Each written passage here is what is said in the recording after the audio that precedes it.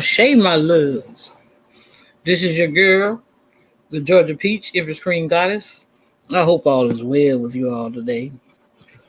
I tell you, my mind is always going 100 miles an hour. Like I said, I've already started several projects already. But, as I say, I'm always guided by the Most High.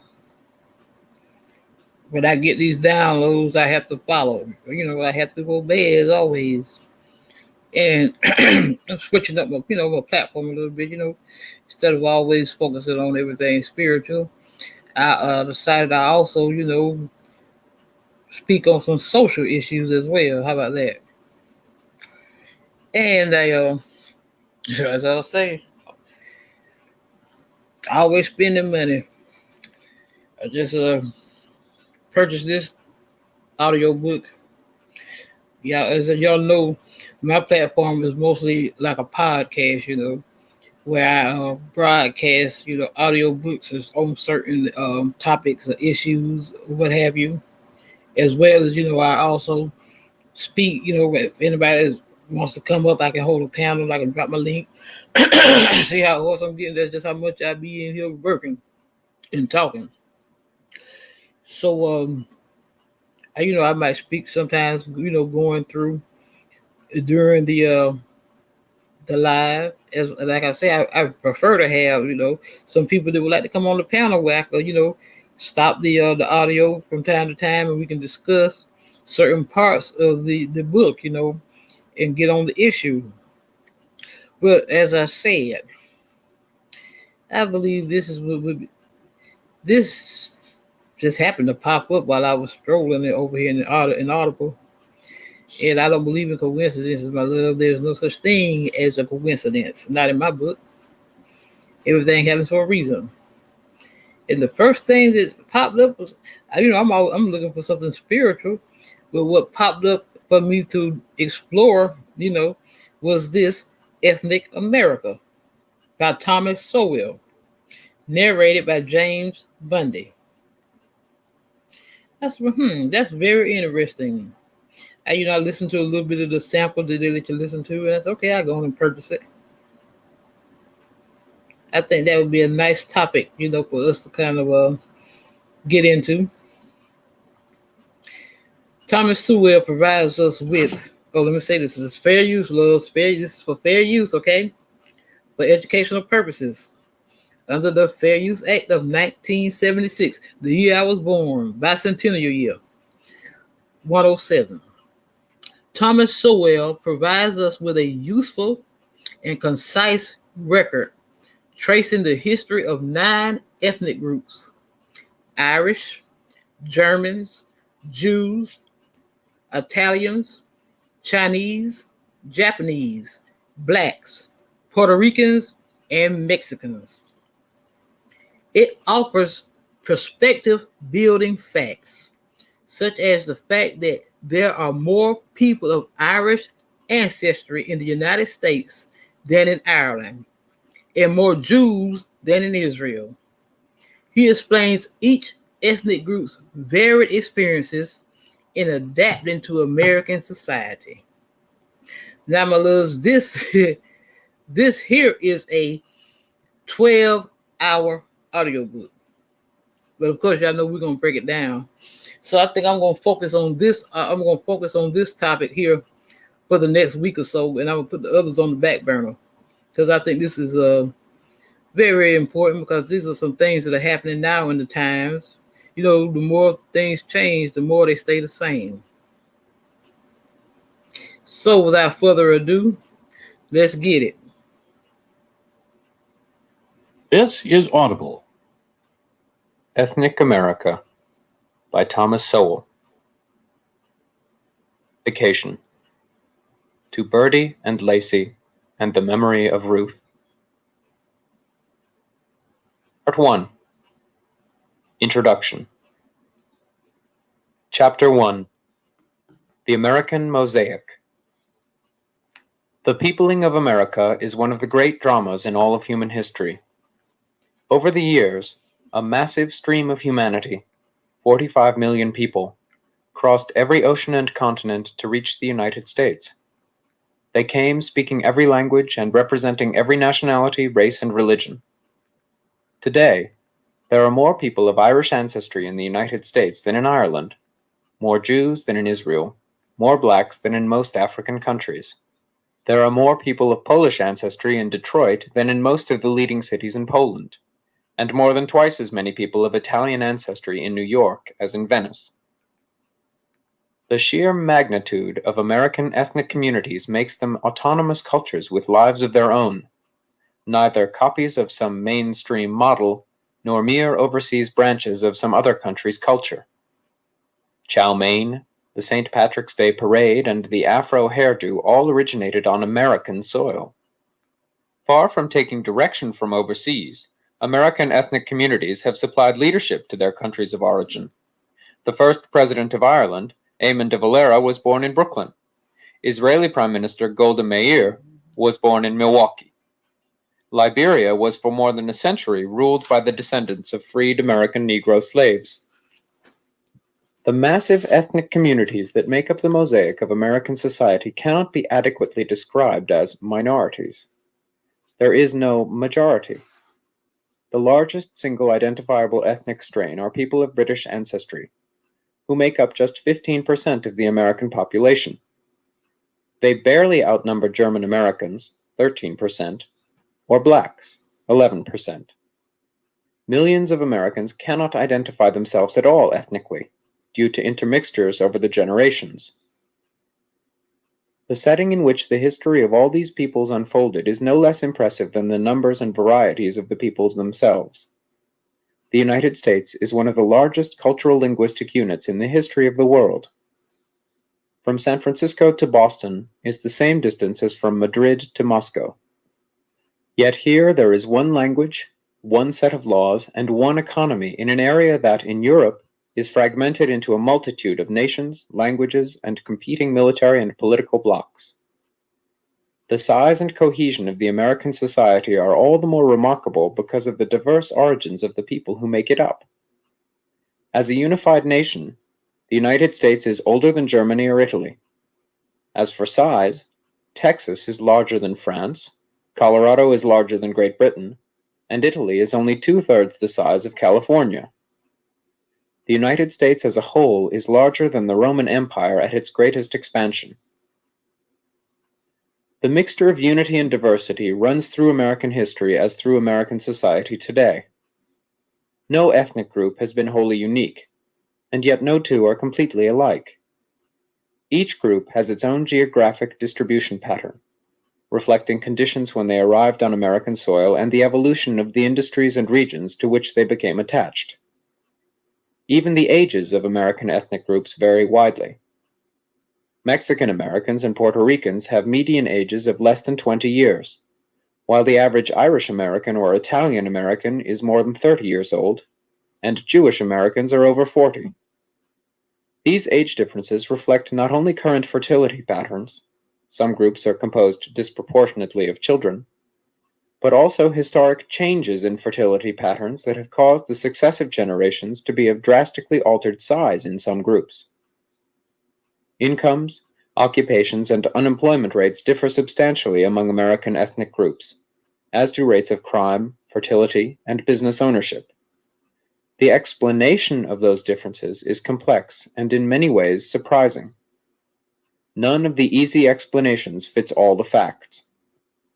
Color has obviously played a major role in determining the fate of many Americans, and yet a black ethnic group like the West Indians earns more than a predominantly white ethnic group like the Puerto Ricans, and the Japanese earn more than whites in general. The initial wealth of a group and its time of arrival are obviously important, as many wealthy old families show. But the Jews arrived late and penniless in the 19th century and are now more affluent than any other ethnic group. The economic picture. The incomes, occupations, and unemployment rates of American ethnic groups are too different from one another to be described by any generalization. Moreover, It is as misleading in the economic area as in other areas to think of them as minorities who fall below some majority or national average in socioeconomic terms. A number of ethnic groups exceed the national average in socioeconomic status. Here follows a chart which shows a family income index for certain ethnic groups where the US average is 100. Jewish, 172. Japanese, 132. Polish, 115. Chinese, 112. Italian, 112. German, 107. Anglo-Saxon, 107. Irish, 103. Total US, 100. Filipino, 99. West Indian, 94. Mexican, 76. Puerto Rican, 63. Black, 62. Indian, 60. Source: U.S. Bureau of the Census and National Jewish Population Survey. Many factors are responsible for these economic differences among the various groups. Age is a major factor that is often overlooked. Ethnic groups that differ in average age, by 10 or 20 years in some cases, have vastly different percentages of their population in the older age brackets, where people in professional and other high-income occupations are concentrated. For example, about 20% of American Indians are age 45 or older, while twice that percentage of Polish Americans are that old. Higher income occupations typically require either long periods of education or long years of experience, or both. So it is not surprising that older ethnic groups earn more than younger ethnic groups. What is misleading is when these gross differences are regarded as showing either the extent of employer discrimination or of ethnic ability. Comparisons of the earnings of 30-year-old males show a narrower spread among ethnic groups. And when the comparison is between 30-year-old males with the same education, the differences become even smaller. In a country as vast as the United States, with very different economic conditions in different regions, the average income of an ethnic group depends to some extent on how the group is distributed among the regions. Differences between members of the same ethnic group located in different places are often greater than the difference between the national average income and the average income of the group as a whole. There are regional differences, not only in income, but also in such things as fertility, IQ, and the rate of return on educational investment. Discrimination has obviously influenced the incomes of American ethnic groups. All have been discriminated against to one degree or another. Yet some of the most successful, such as the Orientals, have experienced worse discrimination than most, and the extraordinary success of the Jews has been achieved in the face of centuries of anti-Semitism. The moral offensiveness of discrimination has attracted much attention, but whether its cause and effect role is equally important is another question. There are also difficulties in distinguishing current employer discrimination from past discrimination in schooling, whose effects may still be present years later. These complex questions will be considered in the chapters that follow. Education is also an obvious influence on income. For every ethnic group, finishing college means an income above the national average. In recent years, even long-standing black-white income differences have been eliminated among college-educated young people with similar family characteristics. The amount of education varies greatly from one ethnic group to another, and variations in educational quality add to these differences. Those groups with the largest quantity of education, Jews and Orientals, also tend to be educated in higher quality institutions and in the more demanding and higher paid fields, such as the natural sciences, medicine, and law. The diversity of American ethnic groups in economic terms is equally apparent in such social characteristics as fertility, longevity, crime, IQs, and alcoholism. As in the general society, fertility tends to be greatest where people are poorest. the rich get richer, and the poor have children. In general, those ethnic groups with the lowest incomes, blacks, Puerto Ricans, American Indians, and Mexican Americans, have the highest fertility rates, while Jews and Orientals have too few children to reproduce themselves. Another striking pattern is that the more successful members of low-income groups have even fewer children than equally successful. I decided I'd switch up a little bit, uh, I also switched up, the description on my channel to the side, instead of all things spiritual, also, social issues as well, because I think these are some very important issues that need to be, touched on. It would be nice if I could have a panel. Y'all sit back and listen, but y'all won't come up and say anything, my loves. Of the general population. That is, high-income blacks, Indians, and Hispanics have unusually low fertility rates. Wow. For example, Mexican American women who have completed high school have fewer children than any other women with the same education, even though Mexican Americans as a group have the highest fertility rate of any American ethnic group. The causes of this phenomenon are not nearly so clear as the effects of it. When those individuals who have struggled upward from poverty to affluence die off without fully reproducing themselves, it means that much of their struggle has to be repeated from scratch in the next generation, because they leave few descendants to start off with the advantages made possible by their success. In other words, a part of the human capital accumulated by low-income ethnic groups perishes with each generation, making the group's upward mobility more difficult for lack of the money, experience, personal contacts, and other advantages that their more successful members could pass on to their offspring. High fertility directly lowers the standard of living of a group by spreading a given income more thinly among family members. Mexican Americans average lower incomes per capita than blacks, even though blacks earn less, because Mexican American families are larger. This contributes to the Mexican Americans' poorer housing and lesser education than blacks, and of course, much less than the general U.S. population. High fertility is also correlated with lower scores on mental tests by the children, who must receive smaller shares of parental time. Half of all black males who failed the Army mental tests came from families of 6 or more children.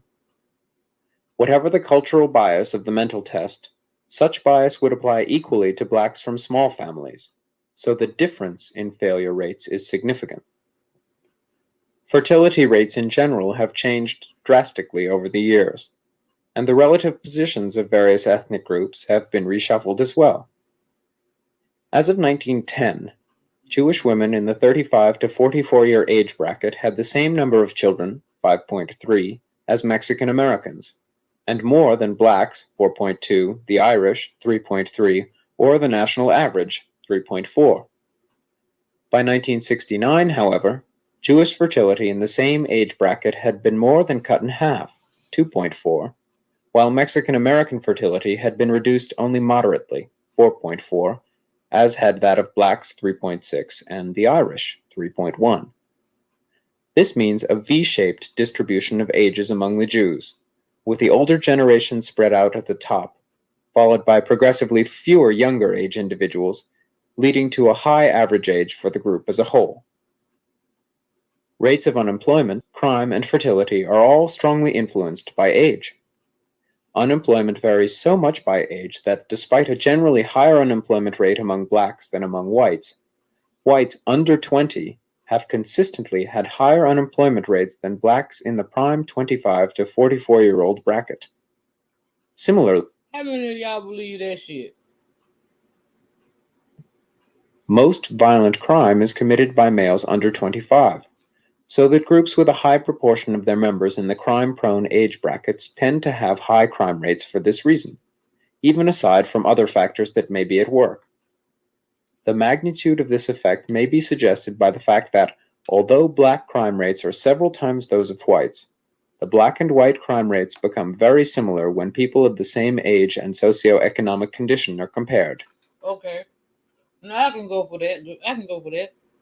At least he ain't saying that, It's just us black people that have the high crime rate because we all know it's just as much high crime. The crime rate is just as high in other ethnic groups as it is in our group. Like fertility rates, IQ scores differ substantially among ethnic groups at a given time and have changed substantially over time, reshuffling the relative standings of the groups. As of about World War I, Jews scored sufficiently low on mental tests to cause a leading expert of that era to claim that the test score results disprove the popular belief that the Jew is highly intelligent.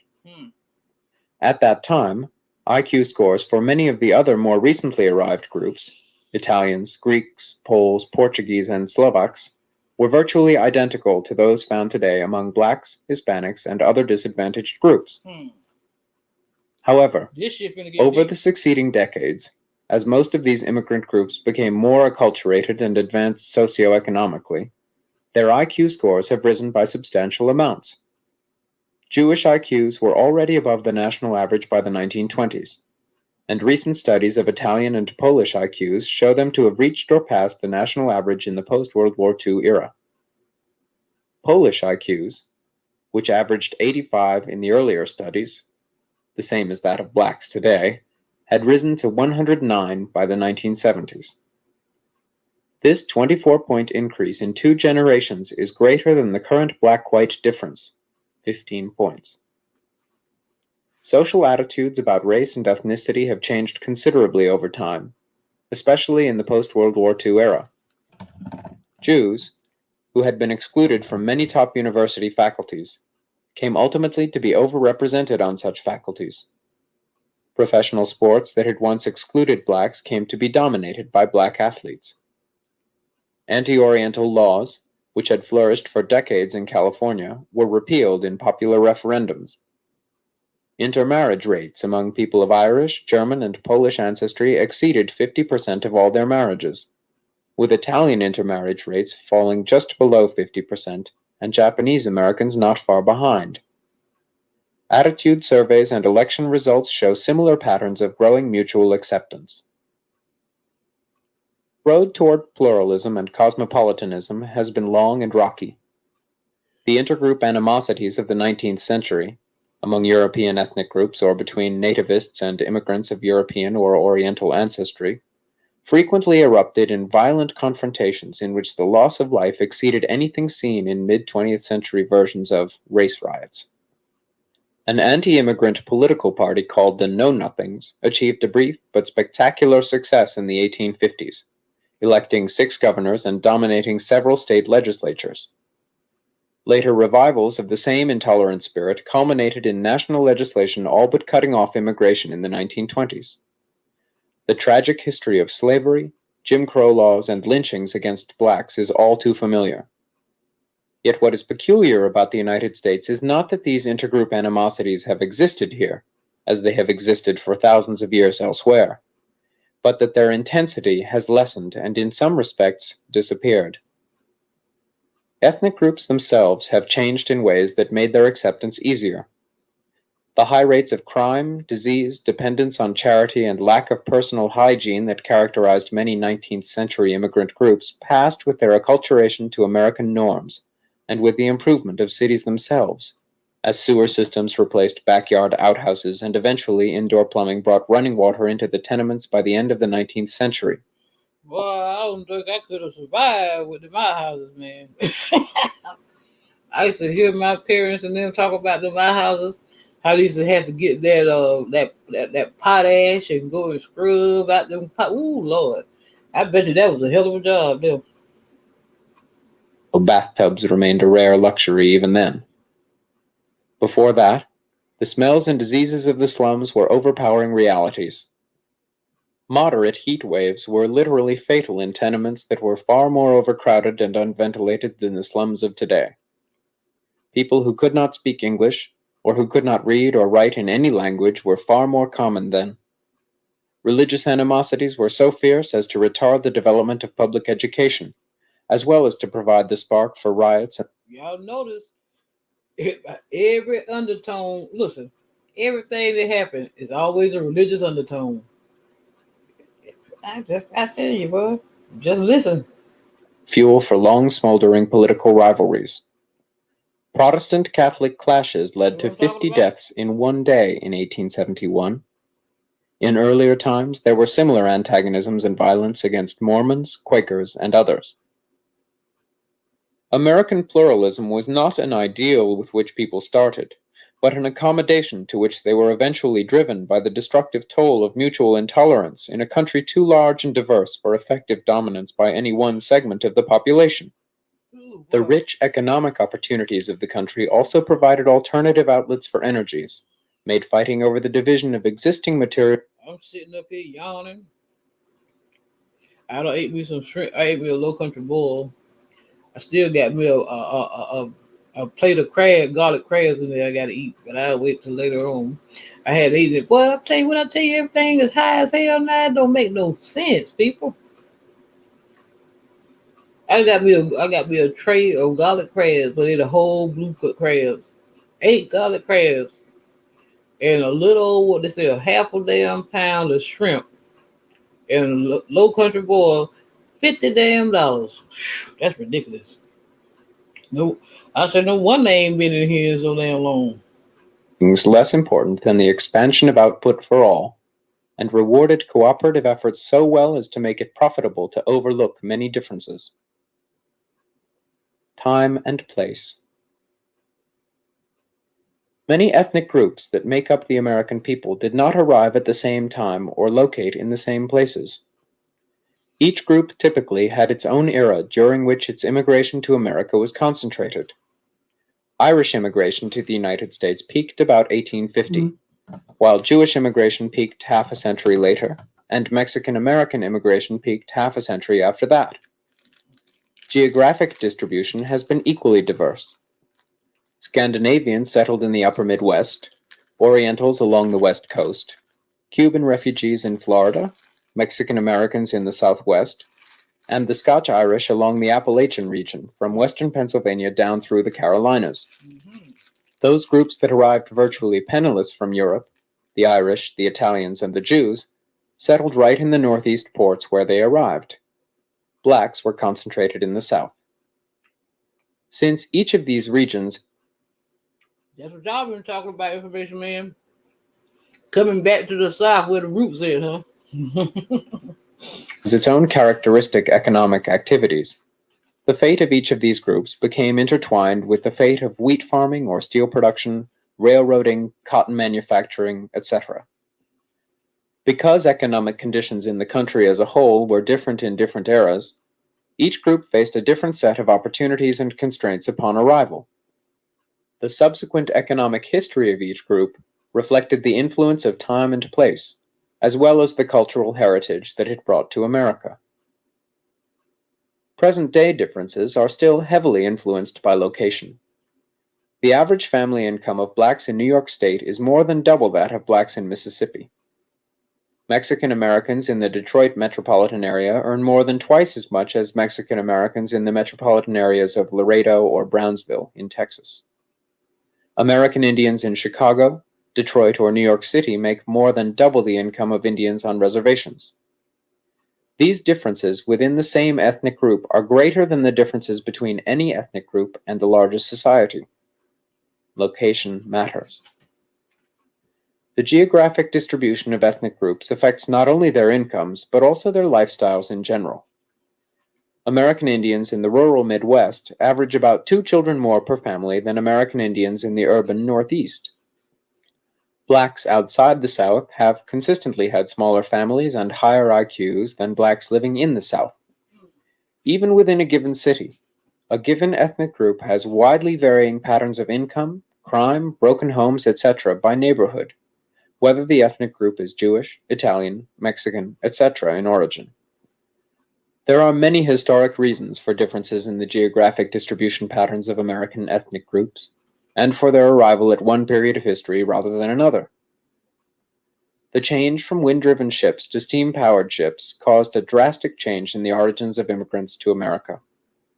In the era of wind-driven ships, European immigrants came almost exclusively from Northern and Western Europe.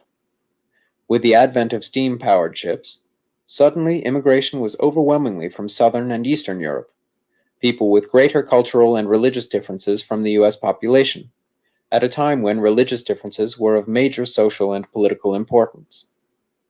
In the era of wind-driven ships, an ocean voyage on a passenger vessel was beyond the financial means of most immigrants. They could reach America only in the hold of a cargo vessel returning from its deliveries in Europe. This meant that mass immigration was possible only from areas with large-scale trade with the United States, Northern and Western Europe, but not Eastern or Southern Europe.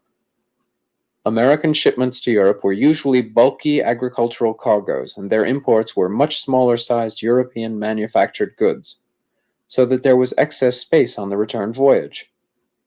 This space was where the immigrants were packed in makeshift quarters without adequate ventilation, toilet facilities, or enough food or water, in either quantity or quality. The voyage was long and unpredictable. Depending upon the winds, it might take from 1 to 3 months. The longer the voyage took, the weaker the people became from inadequate food and water, and the more susceptible they became to diseases that could spread quickly in the crowded hold of a cargo ship. The routes traveled by cargo ships depended upon the pattern of trade. This meant that the immigrants did not select their destinations, but landed wherever the ship was going. For example, the Irish came to America in vessels that carried lumber from the northeastern United States, so that is where they landed when the ships returned. Many Germans took cargo vessels that carried cotton to Le Havre and returned to New Orleans, where empty space on Mississippi riverboats returning to northern cargo shipping points carried the Germans through the upper Mississippi Valley to settle in such places as Cincinnati, St. Louis, and Milwaukee. The American beer industry was created by the Germans in the latter two cities, with Budweiser originating in St. Louis and numerous other brands in Milwaukee. The economic conditions that happened to exist in the region of settlement were particularly important for those groups too poor to relocate. For example, the Irish who landed in Boston found a city with very little industry or other opportunities for working-class people. Most American working-class groups avoided Boston for that reason, but this was where many of the Irish found themselves in the middle of the 19th century, and they suffered the economic consequences for years to come.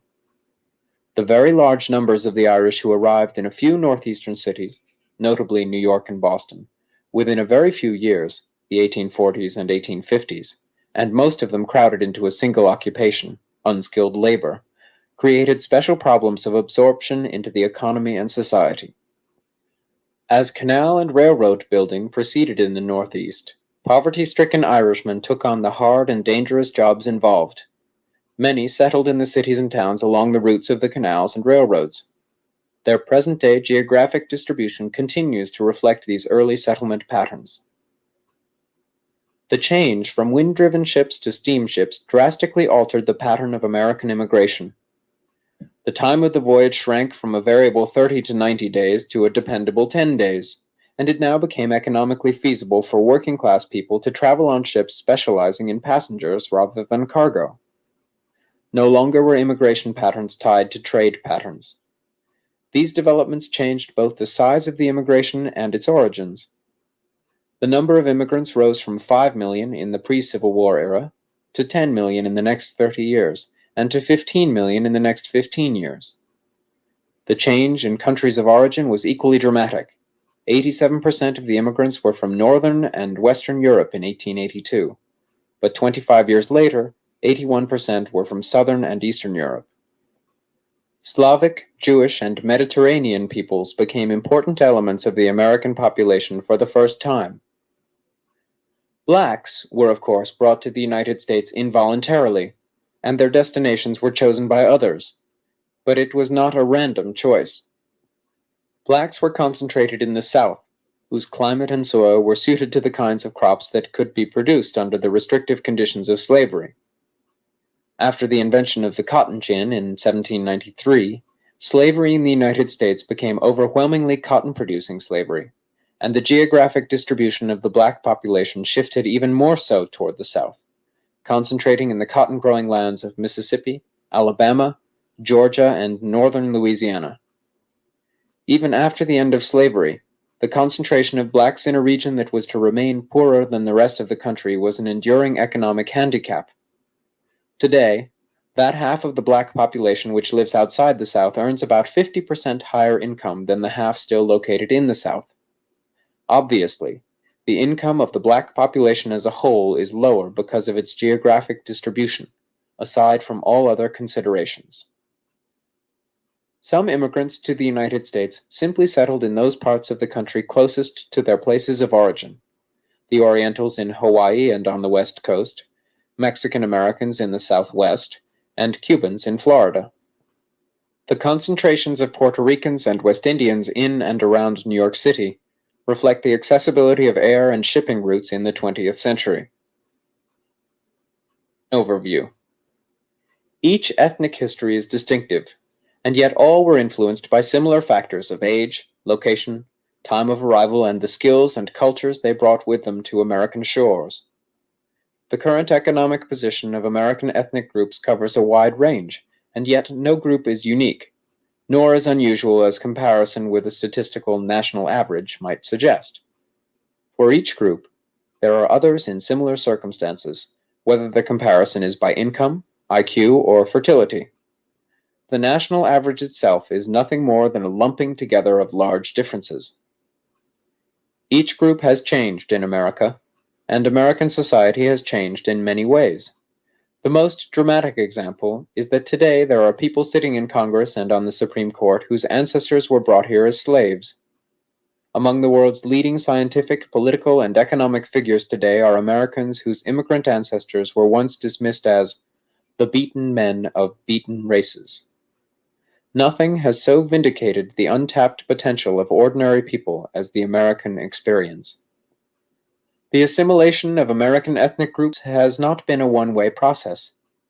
Much of the vernacular, food, music, and other cultural characteristics of the American society today were once ethnic peculiarities, but are now part of the common heritage.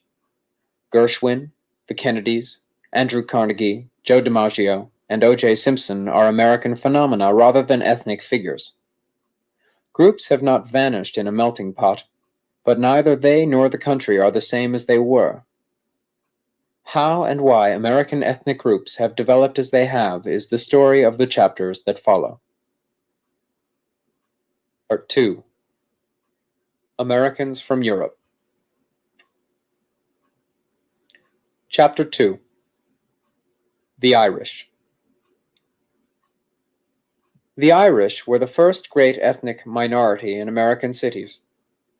Much of their early history set the classic pattern of the newcomer to the urban economy and society. When the Irish began arriving in the 1820s, and especially after their massive immigration in the 1840s and 50s, they began at the bottom of the urban occupational ladder, the men as manual laborers, the women as maids. They crowded into the poorest quality housing, far worse than slum housing today, and lived under conditions that readily communicated disease, fire, and such social problems as violence, alcoholism, and crime. The native public's reaction to the Irish included moving out of neighborhoods en masse as the immigrants moved in, stereotyping them all as drunkards, brawlers, and incompetents, and raising employment barriers exemplified in the stock phrase, "No Irish need apply." The jobs the Irish did find were those considered too hard, too menial, too dirty, or too dangerous by others. The hardships of their lives may be summed up in a 19th century observation that you seldom see a gray-haired Irishman. Their average life expectancy was 40 years. With painful slowness, the Irish rose over the generations. Their first successes were in politics, where some achieved influential positions by the middle of the 19th century and within a few decades became dominant in big city political machines in Boston, New York, and other metropolitan areas. These successes brought prosperity and prominence to a few, but had little immediate impact on the economic conditions of most Irish Americans. As late as the 1890s, most of the men were still laborers and most of the women domestic servants. Even the most famous Irish-American family, the Kennedys, rose slowly at first. The first Kennedy arrived from Ireland in 1848 a laborer, and lived and died a laborer. His son achieved enough modest success to send the grandson to college, and that grandson, Joseph P. Kennedy, made the fortune that enabled the great-grandsons to achieve fame and to become a tragic legend in American politics. For most Irish Americans, what has been achieved after more than a century has been a rise to the level of other Americans in income, occupations, IQ, and other indicators of socioeconomic position. Social acceptance came slowly and generally followed their achievements, rather than being a precondition. A more genial public image of the Irishman replaced the harsh earlier stereotypes. How it all happened is a long and complex story that began, for most, in peasant cottages in Ireland. Ireland. A French traveler in the early 19th century returned from a trip that included America and Ireland and wrote, "I have seen the Indian in his forests and the Negro in his chains, and thought, as I contemplated their pitiable condition, that I saw the very extreme of human wretchedness. But I did not then know the condition of unfortunate Ireland." This was not mere rhetoric. Slaves in the United States had a longer life expectancy than peasants in Ireland, ate better, and lived in cabins built of sturdier materials, with more space, ventilation, and privacy than the huts of contemporary Irish peasants. It is unnecessary to attempt to say who was worse off on net balance. The mere fact that such a comparison could be made indicates something of the desperate poverty of Irish peasants in the 1830s. While the Irish were legally free, they lived as a conquered people in their own land. British rulers controlled their political life, and British settlers dominated the agrarian economy, having confiscated most of the land and rented some of it back to Irish tenant farmers. The British landlords were more than economic interests. They were a social and political power. In the 18th century, their power had been so great that they could physically punish Irish peasants who dared not raise a hand in self-defense.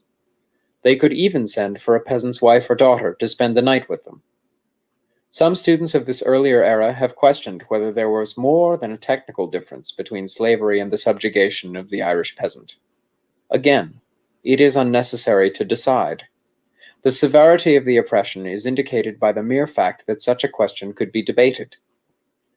In earlier centuries, Ireland had been a nation of some accomplishment in crafts and even learning. In pre-Christian times, the Celtic culture was hostile to literacy, although it did use its own version of the Latin alphabet. Ireland was just outside the area of the Roman Empire, and for many centuries it remained on the periphery of Europe and hence culturally insular as well as politically isolated.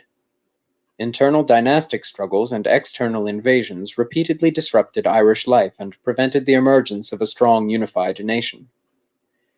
In the early 15th century, the British king's effective control of Ireland extended only along a narrow strip of land about 30 miles long and 20 miles wide on the east coast around Dublin. For centuries, the history of Ireland was a history of sporadic bloody uprisings and bloody repressions. 600 prisoners were slaughtered by the British on one occasion. Contempt was mixed with antipathy. The Irish were referred to as mere Irish or wild Irish.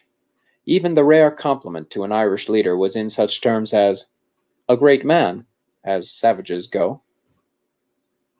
One of the climactic events in Irish history was the Rebellion of 1641, in which thousands of Protestants were massacred, followed by Cromwell's massacres of thousands of Irish Catholics. In the fighting, which lasted for more than a decade, more than 500,000 people, about 40% of the total population of Ireland, died from war, famine, or disease. The British victory in Ireland was followed by so-called penal laws, depriving the Irish of many basic rights. Irish Catholics could neither vote nor be elected to public office, nor practice law, nor be a student or faculty member at a university. Irish Catholic children could not be educated legally, nor could Catholic churches function freely and openly, nor could Catholics own any significant property or exercise basic legal or political rights. The openly avowed purpose of these laws was to keep the Irish subjugated and impoverished. In the words of the great statesman Edmund Burke, the penal laws in Ireland constituted a machine of as wise and elaborate contrivance for the impoverishment and degradation of the people, and the debasement in them of human nature itself, as ever proceeded from the perverted ingenuity of man. The British conquerors were much more successful in keeping the Irish poor than in destroying their resistance.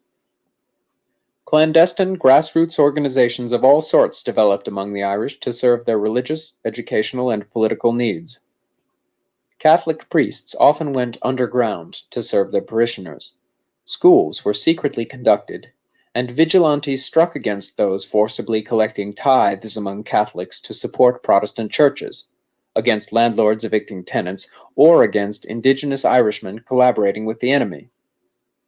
Not only did the Irish develop considerable organizing skills from having to provide themselves with a range of institutions normally provided by the government, they developed skills in circumventing governmental institutions that they regarded as illegitimate oppressions.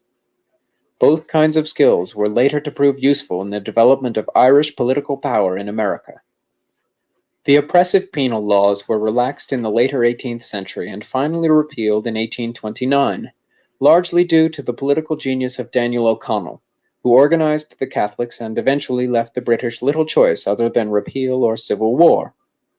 The term Catholic Emancipation has been applied to the repeal of these laws, and its historic significance may be suggested by the fact that the event was celebrated even in the United States, where the Liberty Bell was cracked by its ringing on that occasion.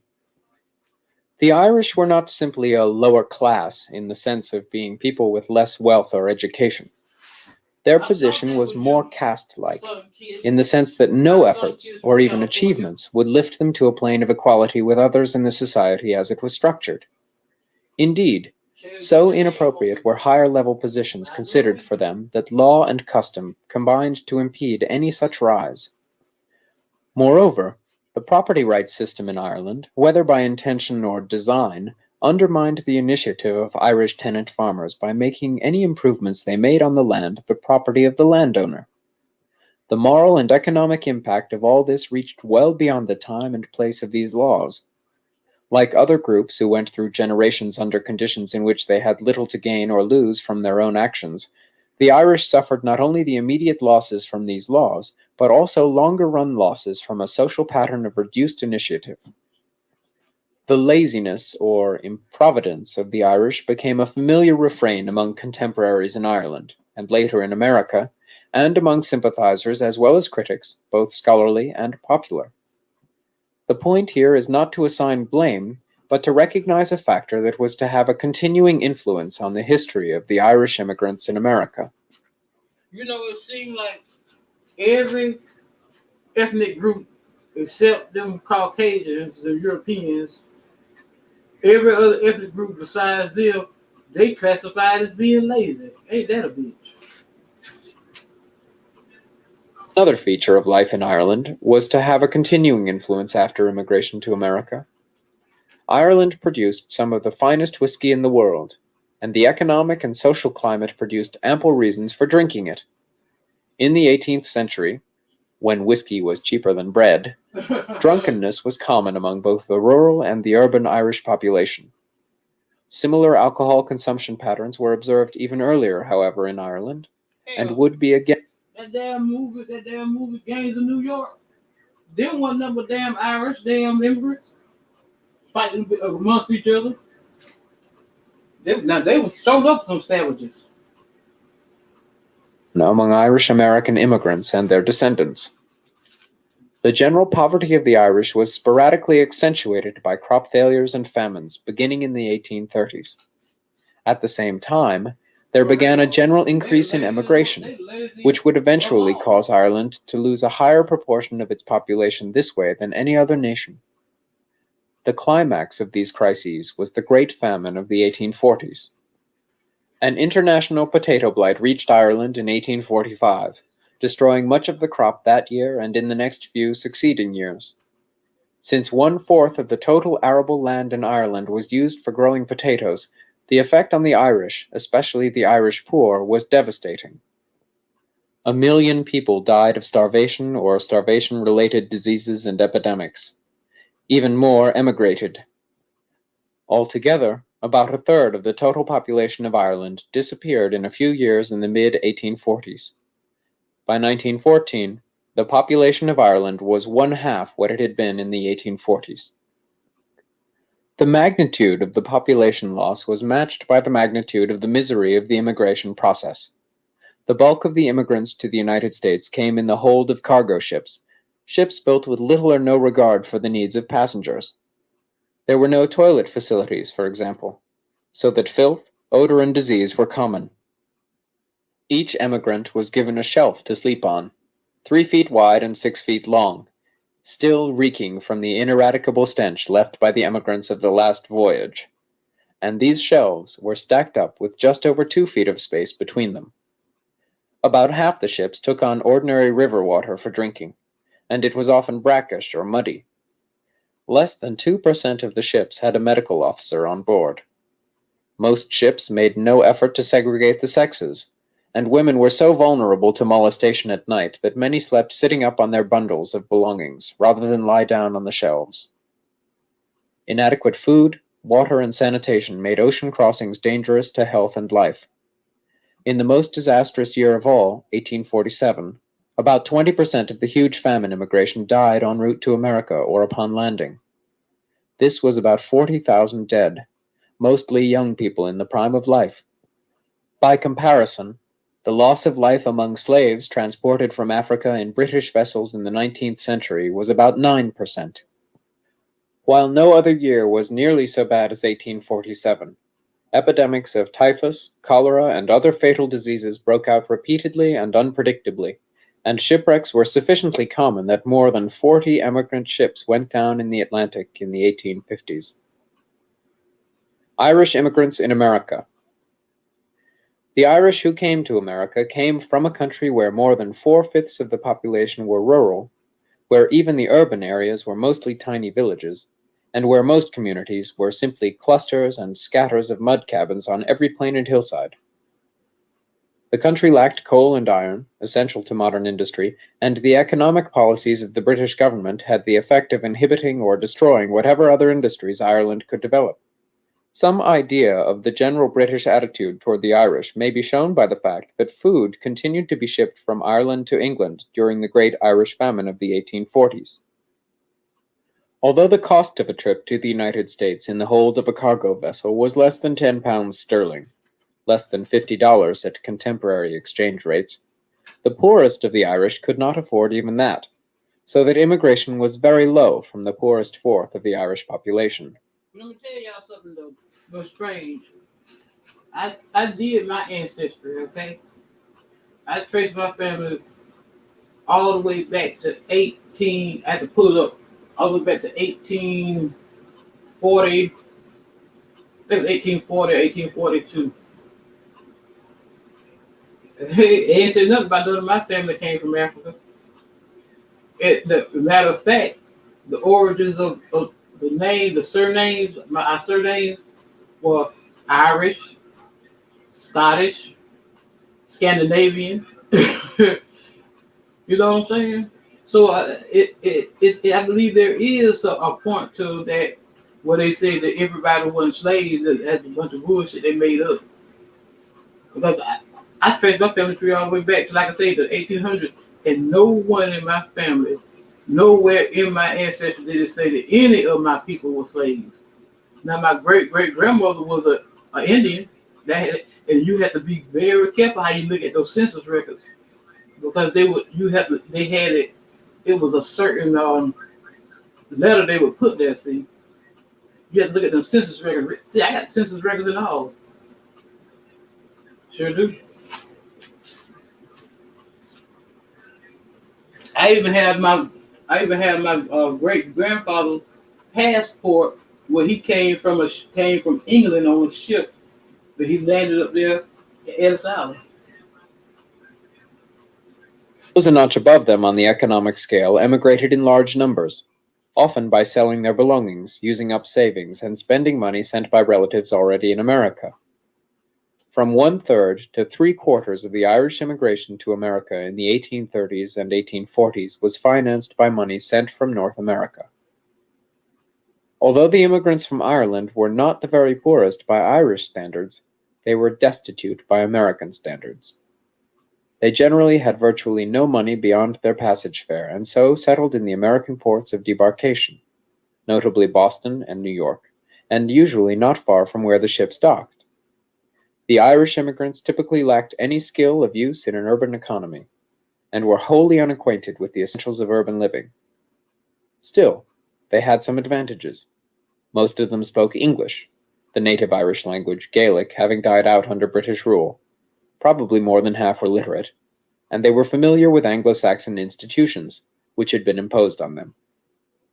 They had also developed their own ability to organize politically, and had a cadre of trusted social and political leaders in their priests, who had been forced to acquire experience with secular organization as a result of the persecution that the Catholic Church had suffered along with the Irish people.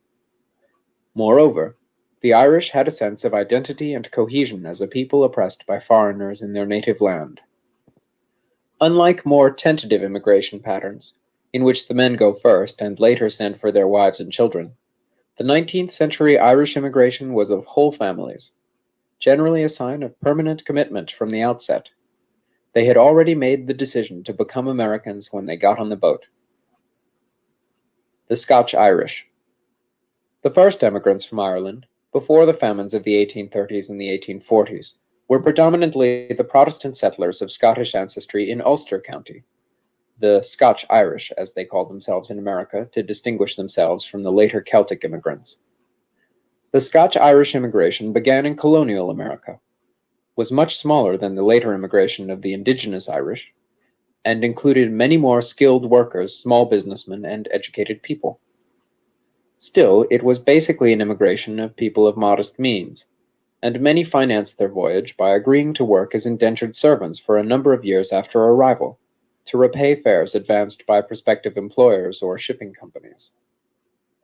The Scotch-Irish settled in a long band running roughly south from central Pennsylvania through the Shenandoah Valley of Virginia and into the Piedmont region of the Carolinas. Much of this was frontier territory when the Scotch-Irish settled it, and they became famous as frontiersmen and Indian fighters. The historic concentration of the Scotch-Irish in these areas is still apparent even in the 20th century. Two of the counties in the Shenandoah Valley claim to have more Presbyterians than all other denominations put together, and their telephone books have so many names beginning with Mac that they are listed in a separate category instead of under M. The Scotch-Irish tended to be independent farmers, but not plantation owners or slaveholders. Indeed, the few areas of anti-slavery thought in the antebellum South included those where the Scotch-Irish were concentrated. Abraham Lincoln's family came from such an area. For all their fame as fighters and drinkers, the Scotch-Irish were also builders of churches and schools wherever they went. Both traditions went back to Scotland, which had one of the most widely educated populations of any country in Europe. As time passed, the Scotch-Irish were absorbed into the general American population, except in isolated settlements where they formed a large majority. But there was no self-conscious movement to maintain their ethnic identity, as among the later Celtic Irish immigrants.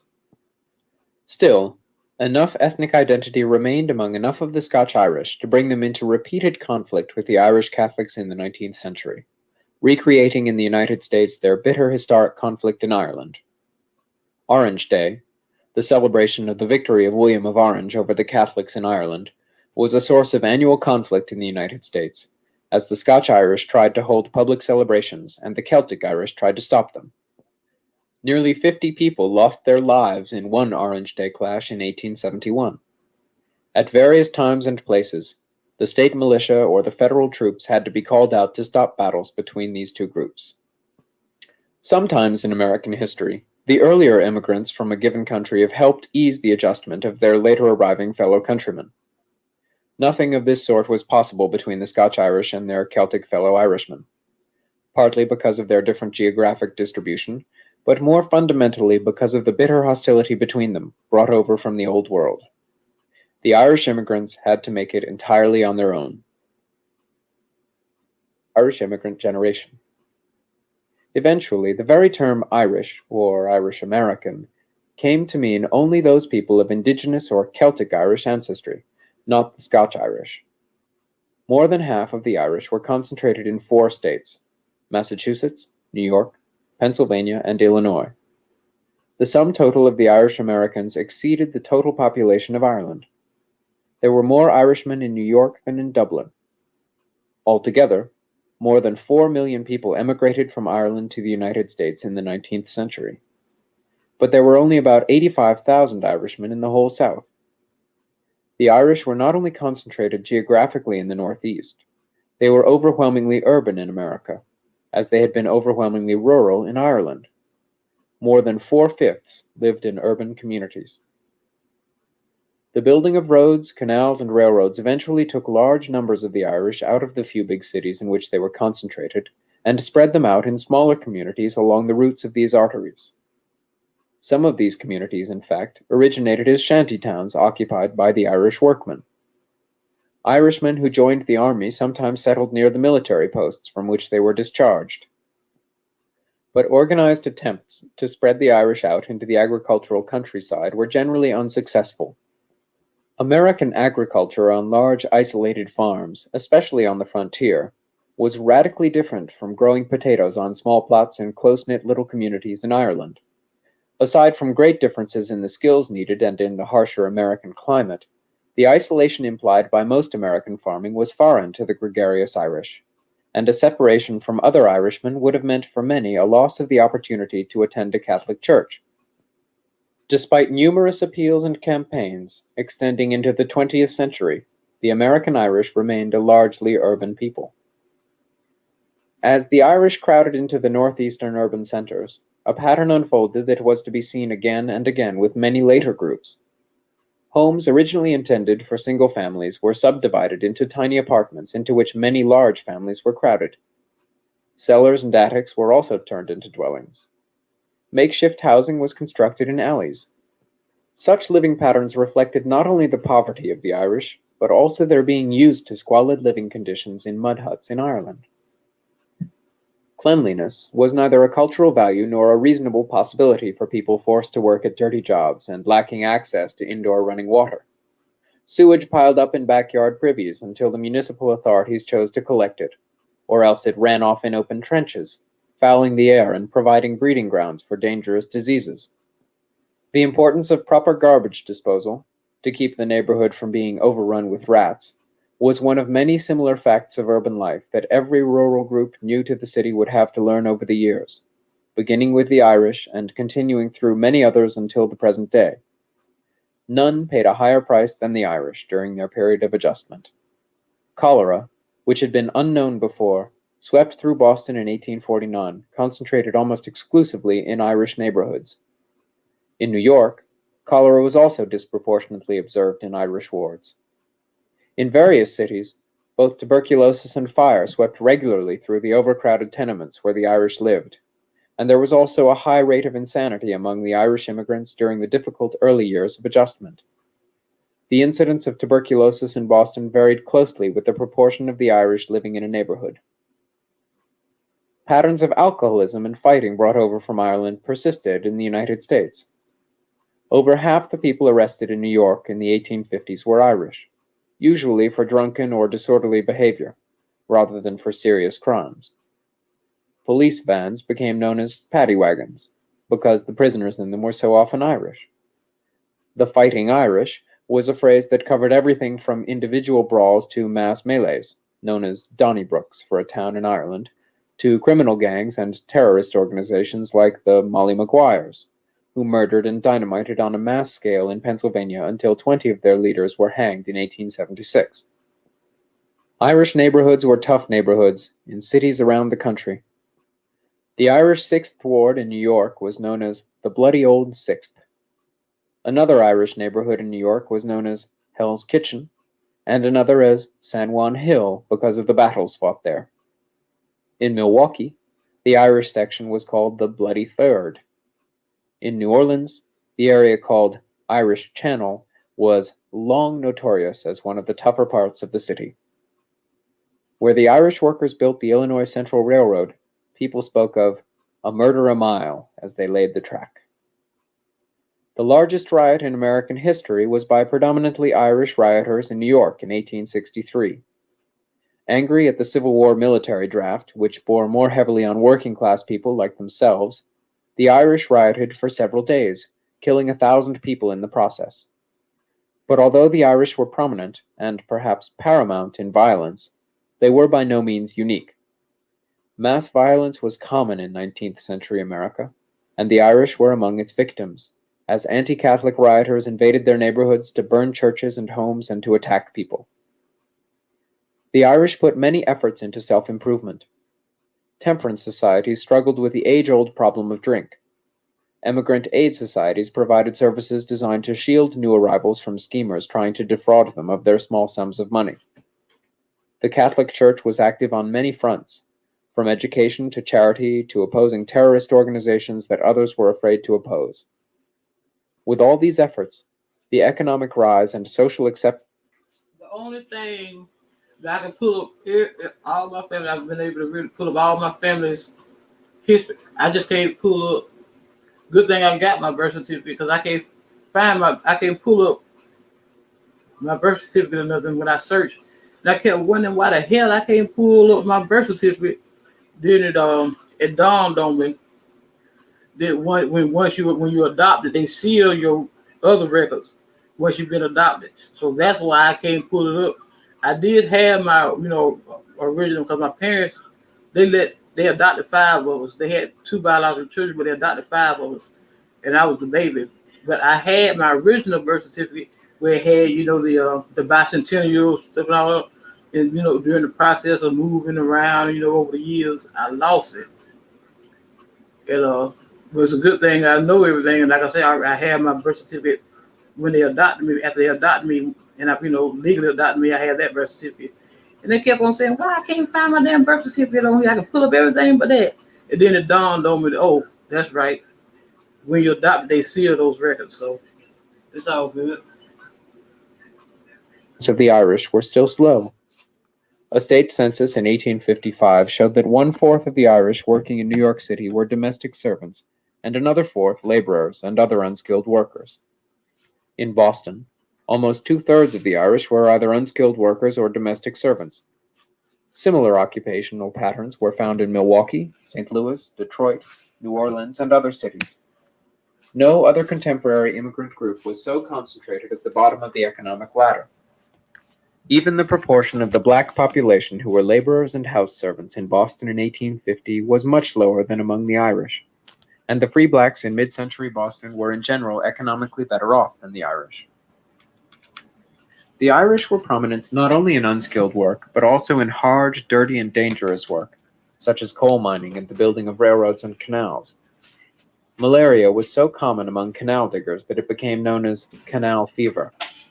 Cholera and dysentery were also common and deadly. Railroad building had so many fatalities that it was said that there was an Irishman buried under every tie. In the pre-Civil War South, Irish laborers were often used in work considered too dangerous for slaves, who represented a sizable capital investment. The jobs that the Irish immigrants held were not simply hard, dirty, and dangerous. They were also unsteady, as unskilled work often was and is. Once a canal or railroad had been built, the workers were out of a job. The same was true of many other construction jobs, seasonal work, and casual occupations. The Irish women's work as domestic servants and washerwomen was usually more steadily available than that of Irishmen, a situation later to be repeated among blacks. As in Ireland itself, the poverty and improvidence of the Irish immigrants in America often reduced them to living on charity when hard times came. In early 19th century Ireland, even before the famine, it was common for whole families of the poor to go tramping about for months, begging from parish to parish. Recourse to public charity was a well-established habit carried over to America. Expenditures for relief to the poor in Boston more than doubled from 1845 to 1855. During the heavy influx of the Irish, after such expenditures had been relatively stable for years. In New York City in the same era, about 60% of the people in almshouses had been born in Ireland. As late as 1906, there were more Irish than Italian paupers, beggars, and inmates of almshouses, even though the Italians arrived a generation later and were generally poorer at the turn of the century. Radically different attitudes towards accepting charity existed in Ireland and Italy, and these attitudes apparently had more effect than their respective objective economic conditions in America. There were similar cultural differences in attitudes toward the abandonment of wives and children. In the 1840s, it was almost automatically assumed that an orphan was Irish, and as late as 1914, about half the Irish families on Manhattan's West Side were fatherless. No such pattern appeared among the Italians. But although both contemporary observers and later scholars frequently described the Irish immigrants as thriftless, the Irish also left a remarkable record of donations to the Catholic Church and remittances to family members back in Ireland, all out of very low incomes. Money from America paid the fares of most of those who immigrated during the famine of the 1840s, and from 1848 to 1864, Irish Americans sent $65 million to Ireland. The Irish could and did save from their earnings and were generous in donating these savings to their churches and their families. Nevertheless, they were not good financial managers over time, nor were they inhibited about resorting to public charity when in distress.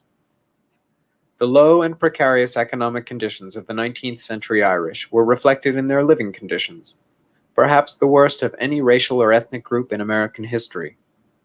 As one account noted, though Jews and Italians lived 5 and 10 to a room in roach-infested, dilapidated, and dark buildings, their conditions do not seem to have been as horrendous as those of the Irish. By the time these later immigrants, and then blacks, reached the big cities, indoor running water was common, even if cold and in a spigot or toilet shared by many families. In the housing available to the early Irish immigrants, there was a complete neglect of sewage and sanitation of any kind. The only water came from hydrants in the backyards, where crude outhouses were also located, perpetually gushing over into the surrounding yards and acting as mighty carriers of disease. Garbage also collected in these yards, which converted the few feet between adjoining buildings into storehouses of accumulated filth. Inside, rooms were small, unpainted, and typically had damp walls and leaky roofs. Repairs went undone for years. Closets were rare. Belongings were either hung on pegs or simply scattered around. Washtubs provided whatever cleaning was received by clothes or people, or bathtubs were unheard of. Even attics only 3 feet high were rented out. It was common in Irish slums for whole families to live in a single room without sunlight or ventilation. The crowding was so great that beds were shared by numerous adults, sometimes wife and husband, brothers and sisters in the same bed. Slum streets were ankle-deep in garbage, and sewage flowed in open trenches. Although the Irish immigrants, like other immigrants, had a disproportionate representation of young people in the prime of life, the mortality rate shot up after their arrival.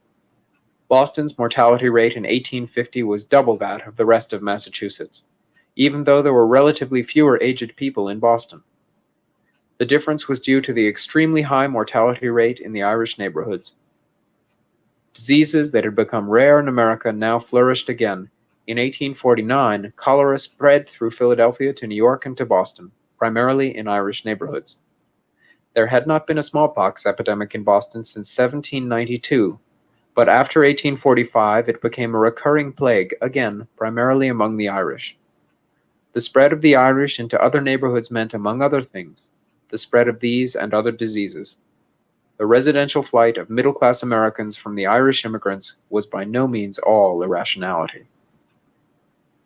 Later generations. The Irish continued to immigrate to the United States in large numbers, even after the catastrophic famines of the 1840s had ended. So there were, and are, first-generation Irish Americans throughout American history.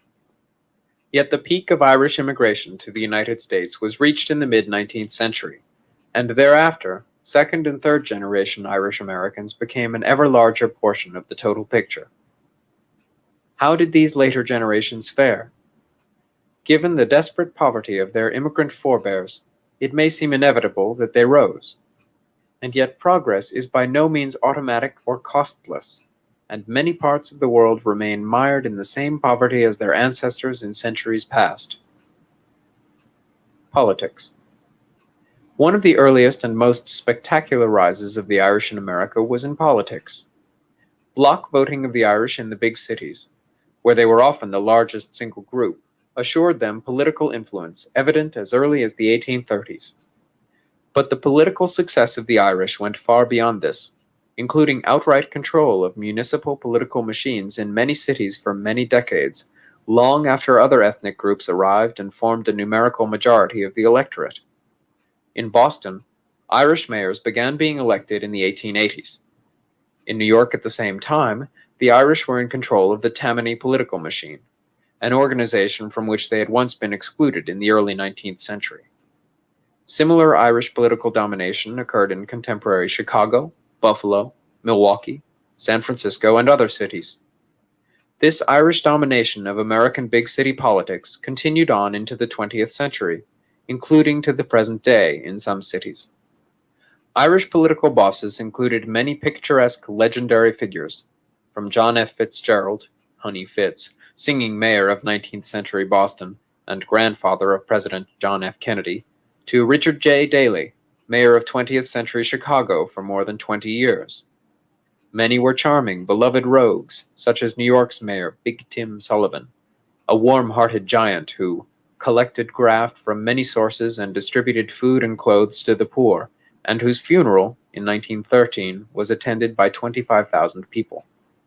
In a similar mold was James Michael Curley, who was mayor of Boston 4 times, a congressman for 2 terms, and governor of Massachusetts, as well as serving 2 terms in prison. The Irish did not simply take over the conventional apparatus of politics, they transformed American municipal politics. They changed the class composition of municipal government, putting the reins of power in the hands of men who had risen from the working class, and often from the slums. Moreover, the Irish political machines were accessible to people still in the working class and the slums, accessible not only to those seeking political careers, but accessible more broadly to members of the great urban masses who needed help in getting a job, or naturalization papers, or food, or fuel to last through an emergency. The bewildering bureaucracies, regulations, and red tape confronting the poor and undereducated could be made responsive, or could be circumvented through the episodic interventions of political bosses.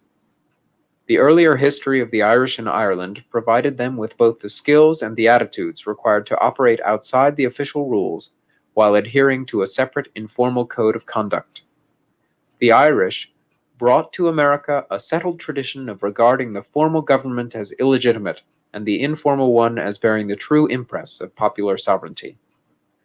Bribery, violence, and vote fraud were prominent features of the Irish political machines. However, they were not chaotic, but highly organized and controlled. Irish political machines were built on loyalty to individuals and to the organization. Their guiding principle was the pragmatic desire to be elected, not any ideological program. The goals of political machines have been the perquisites of power: salary, graft, and the ability to appoint followers and favorites to sought-after jobs.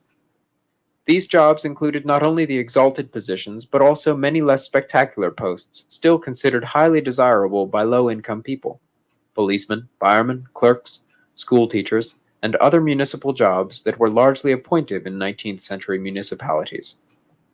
For example, in 1855, nearly 40% of New York City's policemen were immigrants, and about 3/4 of these immigrants were Irish. By the late 19th century, the police forces and fire departments of all major American cities were controlled by Irish Americans. What tied these municipal political organizations together was neither philosophy nor a social vision, but the quid pro quo.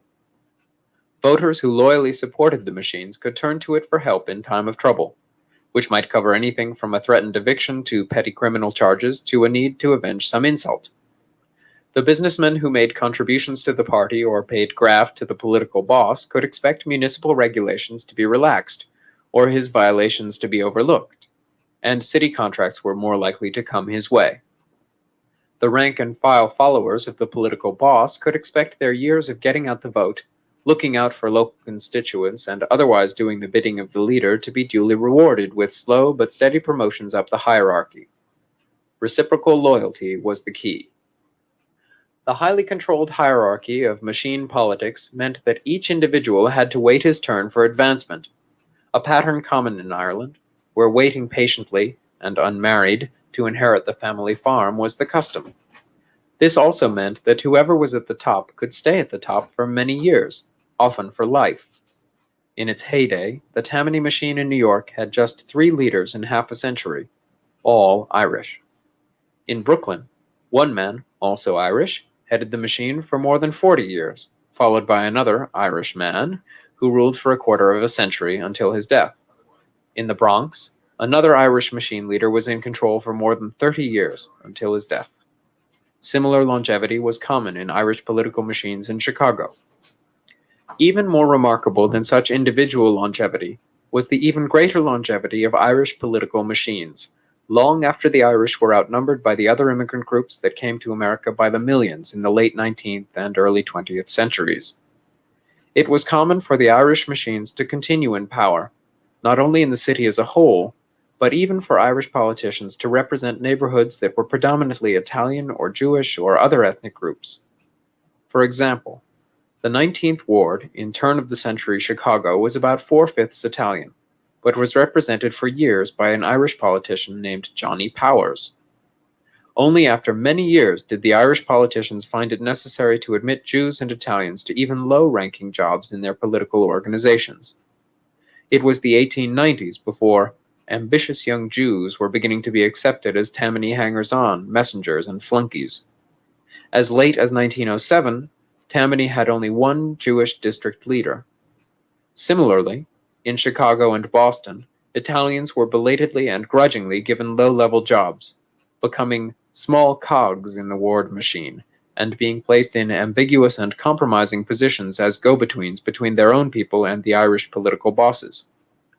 Attempts of Italian and Jewish Americans to gain political control of their own communities were repeatedly beaten back by the more politically experienced Irish, on into the early 20th century. The Irish had a number of advantages in political competition. First, they had a strong sense of group solidarity, going back for centuries in Ireland, where they had been a persecuted people in their own land. Jews and Italians had many more internal divisions, also pointing to their experience in Europe in centuries past. The Irish also had the advantage of arriving in America decades earlier, speaking English, and having a history of political awareness and organizational experience, even if clandestine. Finally, the culture of the Irish was one in which personal charm and fluency with words were highly valued, obviously great assets in politics and in other areas where personality and articulation are important, such as law, show business, the labor movement, journalism, and the priesthood, all areas where the Irish also became very successful. The Irish were by no means the originators of corrupt politics. They were simply more successful at it and performed with a warmer human touch. No small part of their success was due to the insensitivity of their political opponents to the desires and fears of the immigrant masses in the cities.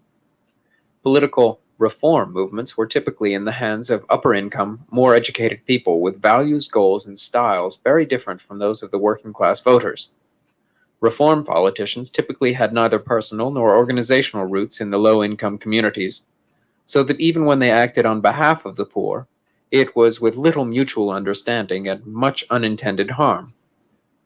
The poor usually ended up preferring corrupt politicians who understood them to distant theorists who did not. The advantages of indigenous political leaders from within the immigrant communities still do not explain why they should be specifically Irish, long after great numbers of Jewish, Italian, Polish, etc. people constituted the bulk of the urban masses. The Irish advantages included speaking English, and often speaking it eloquently, even when ungrammatically. The Irish were also unique among peoples from a peasant background in having had a history of political and organizational experience in Europe, in maintaining underground religious organizations and terrorist organizations. Other peasant masses in Italy or Poland, for example, also suffered oppression, but not in the particular form that would make the Irish kind of underground activity an effective response. For example, the oppressors of Italian peasants were other Italians, not a different race with a different religion. The issue of race, religion, or country did not exist as an emotional nucleus for group solidarity. Among the Jews scattered through Europe, religion, culture, and race were factors promoting solidarity. But the Jews were so hopelessly outnumbered and isolated in each country that it would have been suicidal for them to engage in the kind of resistance and terrorism applied by the Irish, who were a large majority in their own country. In short, No other immigrant group had either the historical or organizational experience of the Irish or their gift for words and human relations as demonstrated in many other fields besides politics. In an era when religious differences were fiercely divisive, the Irish had the political advantage over other Catholic immigrants of being committed to the American principle of separation of church and state. They had lived under a state-established church, the Anglican Church, in Ireland, and had found it repellent. Other Catholics from countries with state-established churches had a very different experience and tradition, for there it was their own church that was established. While it was no political advantage to the Irish to be Catholic in Protestant America, their particular political view of church-state relations made them less politically vulnerable than other Catholics. While there were nativists who raised alarms about the dangers of the Pope taking over the United States politically, such alarms had little to feed on in Irish-American theory or practice, and lost credibility over time.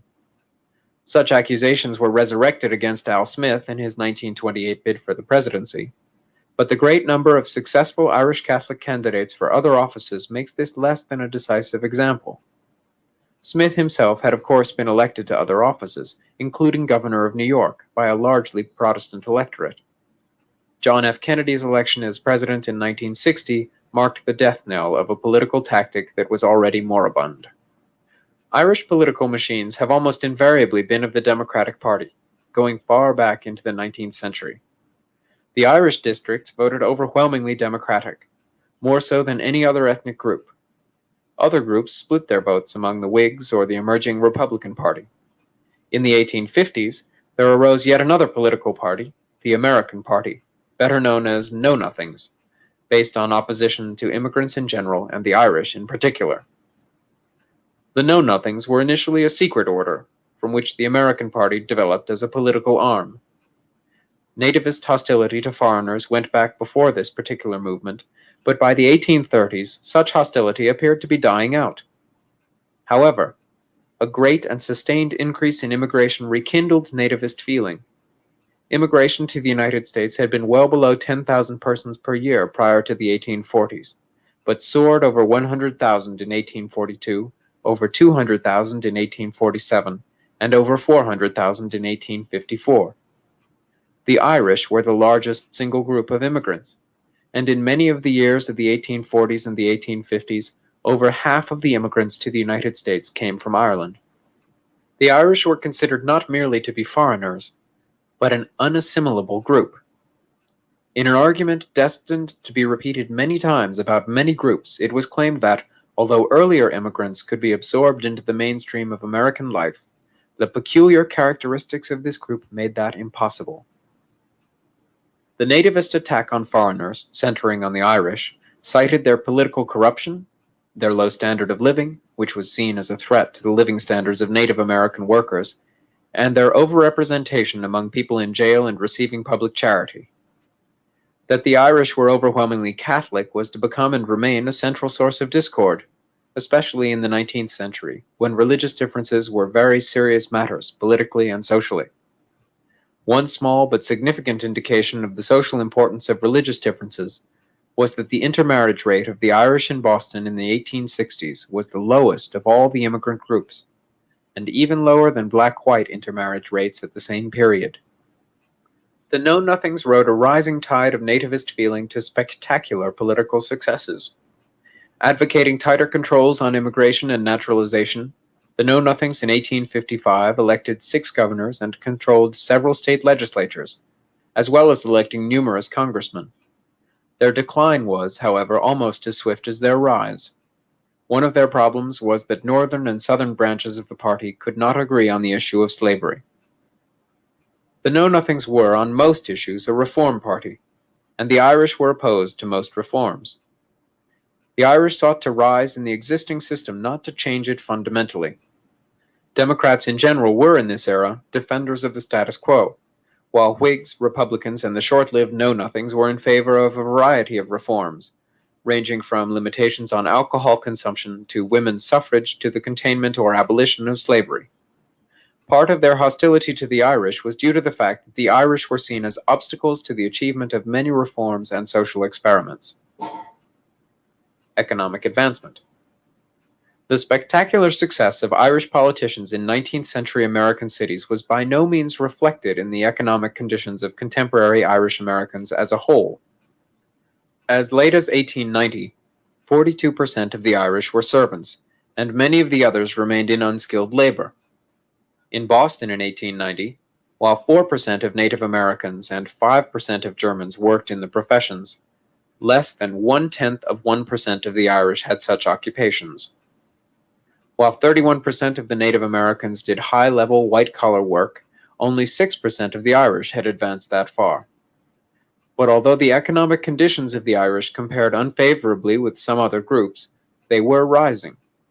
Despite pronounced similarities between the Irish and the Negroes in mid-century Boston, later generations of the Irish pulled ahead of blacks in skilled and white-collar occupations. Still, the Irish were the slowest rising of the European ethnic groups. With socioeconomic rise came internal differentiation. Some remained shanty Irish, mired in poverty and squalor, while others became lace-curtain Irish, seeking amenities and respectability.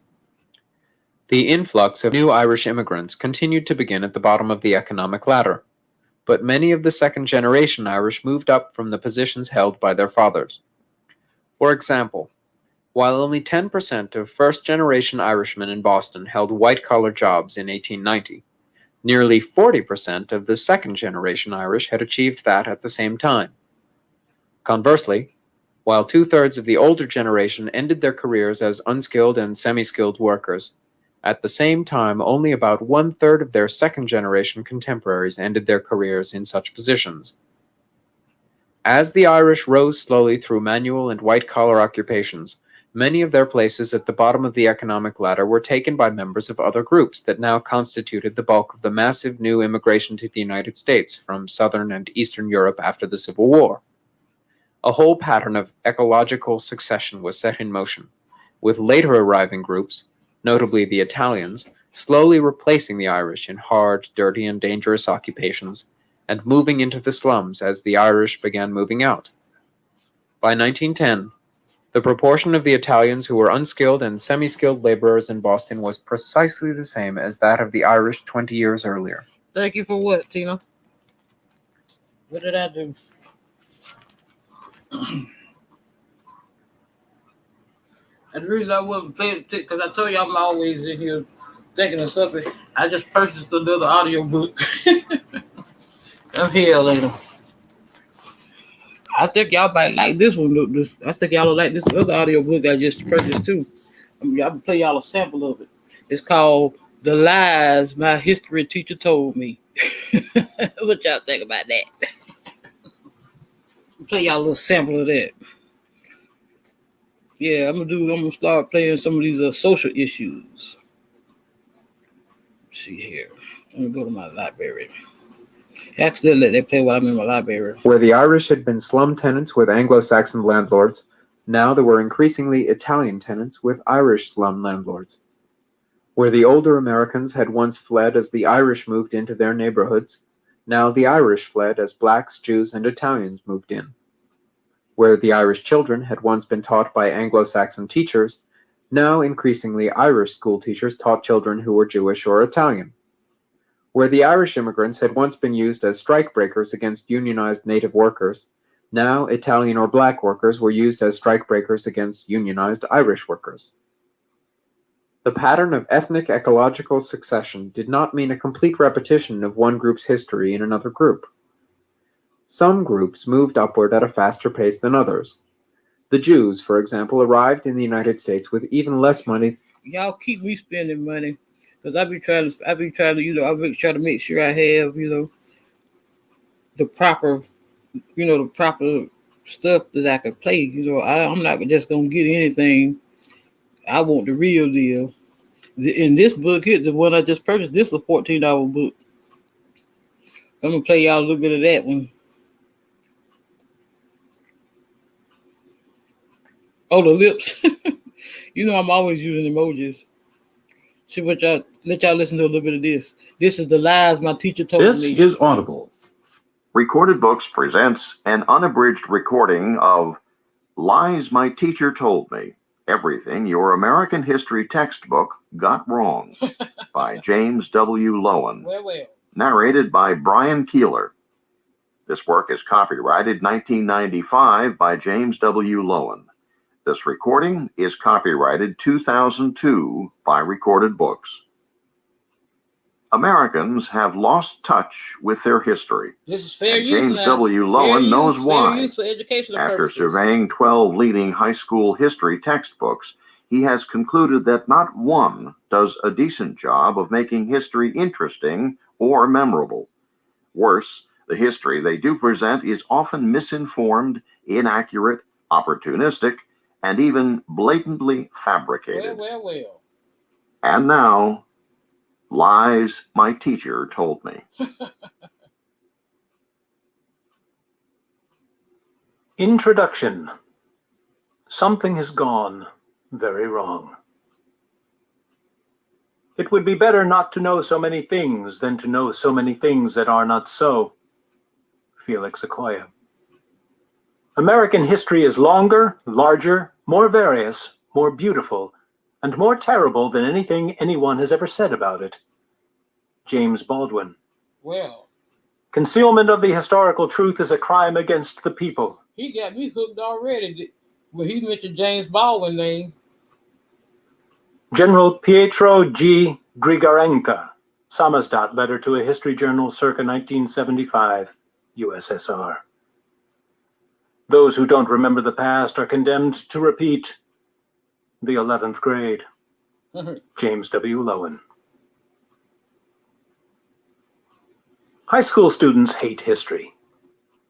You know what? History was my favorite subject. I loved history in school. To their favorite subjects, history invariably comes in last. Students consider history the most irrelevant I told you I was always different. of 21 subjects commonly taught in high school. When everyone was taking Spanish, I took French. Boring is the adjective they apply to it. When students can, they avoid it, even though most students get higher grades in history than in math, science, or English. Even when they are forced to take classes in history, they repress what they learn. So every year or two, another study decries what our 17-year-olds don't know. African American, Native American, and Latino students view history with a special dislike. They also learn history especially poorly. Students of color do only slightly worse than white students in mathematics.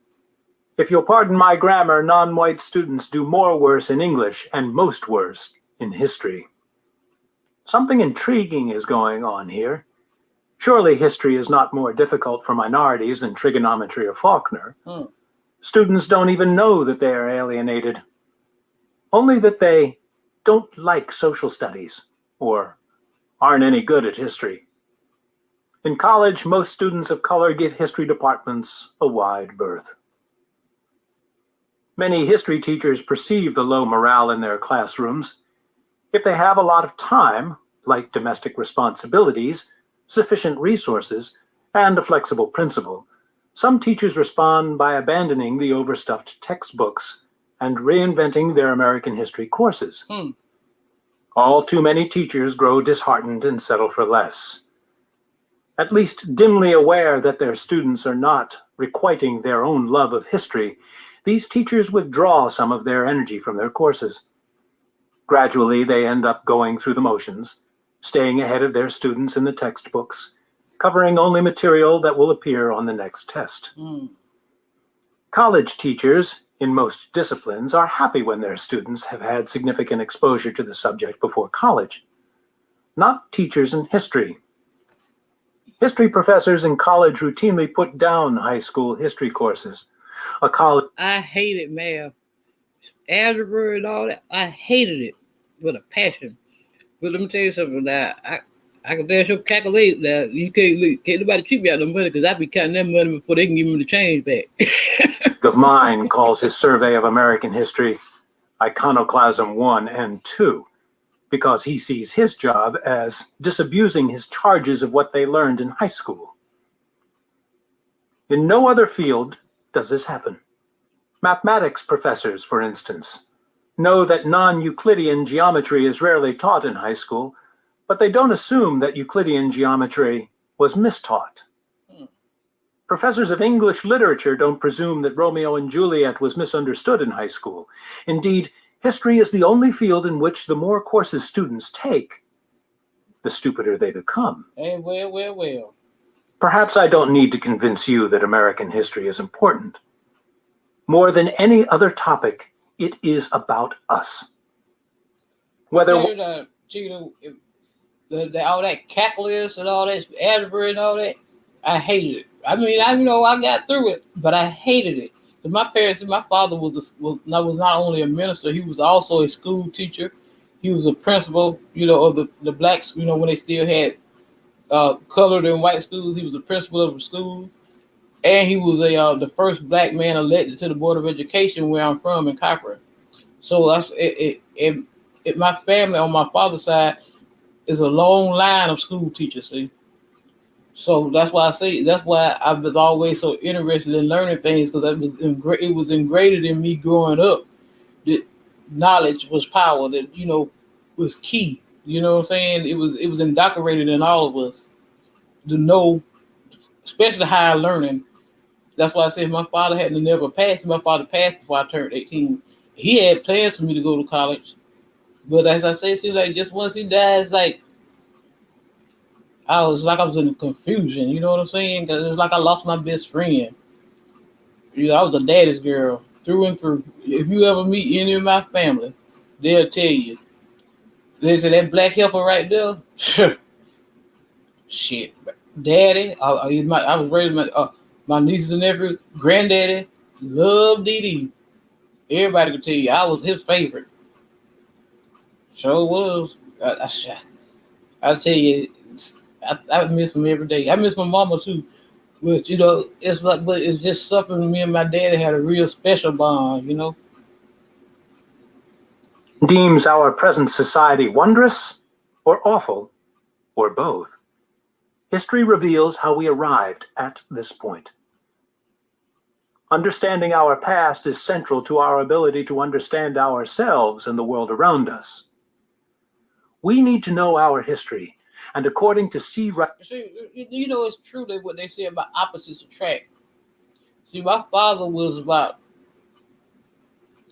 15, 20 years older than my mother was. See, my mother was something else now. My mother was a nurse. She was a registered nurse and a beautician. But the father was also a carpenter. They were like night and day. You know what I'm saying? I've never seen my father take a drink of any liquor or nothing in my life. I've never seen him smoke a cigarette, but my mother smoked cigarettes and she drank. She kept her damn bottle of gin. I used to sneak, boy. I used to be in that damn big old house, sneaking, finding her damn gin, and don't let because like I said, I grew up with my nieces and nephews. Because when I came along, when I came along, I was a baby. When my brothers and sisters, they were grown and had children. You know what I'm saying? So I grew up with my nieces and nephews, and baby, especially with my nephew, my oldest brother in Chicago, when they used to come home in the summertime, and my nephew Martez, when we used to be running around their house, and we be damn being nosy, going through every damn thing, and that's how we end up finding my mama fifth of Secret gin. Hey, goddamn, we in there sipping like I don't know what. And then she used to smoke Selim Lights 100. And when she be in that damn beauty parlor, she be back there in the beauty shop doing people's hair and stuff. I be there out there on the front porch smoking a cigarette. About 9 years old. I was a bad child, honey. I was right. And then my father was a Methodist minister, a Christian Methodist Episcopal. And I can still remember my father, because my mother, she didn't go to church like that. My mother was a Baptist. She went to the church there in Cochran. But I remember my father used to get me up, call himself, put my hair, some little ponytails and stuff. And he had an old Chevrolet, I think it was about a 78 Chevrolet Impala. I remember, I can still remember way back. Like I said, my cousins, they surprised at how much I can remember. They said, damn, I talked to my cousin Billy Mae. She in her 60s now. She said, Didi, you remember that part? You remember all that? I said, I be telling her some stuff. She said, damn, you damn sure you got a good memory. I said, I can remember a lot of shit. Well, I mean, I can remember way back to when I was about 4 years old. And that's because my dad used to get me ready. We used to go, he used to pastor a church in Millersville, Georgia. And we used to be right, and I used to have to keep him awake because he had the what they used to call the drops. You know, he would go to sleep, you know, while he would drive. So I used to have to keep an eye on him and keep him awake so he wouldn't go to sleep, you know, on the road. I remember all of that. I remember when he had a big old. He had a Chevrolet. My father was a Chevrolet man. He loved Chevrolets, and I remember we had a station wagon. And it had the back seat. You know, the old station wagons, how you used to go in the back. You lift up that, you know, that back door there, and you could let them seats up under the thing and fold them out. I remember all that shit. Sure do. Mills, we know we do. Oh, I was bad Outside girl. of school, I was rotten. Americans show great interest in history. My daddy never whooped me. Never. My mother, she made me go outside. And we had them plum trees too, see. She made me go outside and go out there and get. That's what they used to be the worst punishment. When they make you go out there and get your own damn switch. God damn. I ain't going to go out there. And I better not go out there and get no little old switch either. I better go out there and get something out there. My mother was a little short, skinny woman. And well, let me tell you something. I better not go out there and call myself gonna get a little old switch. Because I sure never gonna get I was gonna get a reverse whipping then. And then she was the type. See, back, I'm telling you, that child abuse shit they got now, shit. When they first came out with that child abuse law, my parents were still living. And she said, I tell you what, Didi. She said, you get that damn child abuse shit in your head if you want to. She said, if you ever, she said, hey, you know what I'm saying? Because as much as we, you know, if you, because I know, she said, if you ever go call yourself going to call people on people on us, she said, you better crawl up a buzzer's ass and pray he don't shit you out. I said, God damn. Because you know we're going to be held in, baby. She said, because I'll beat your ass in front of them motherfuckers.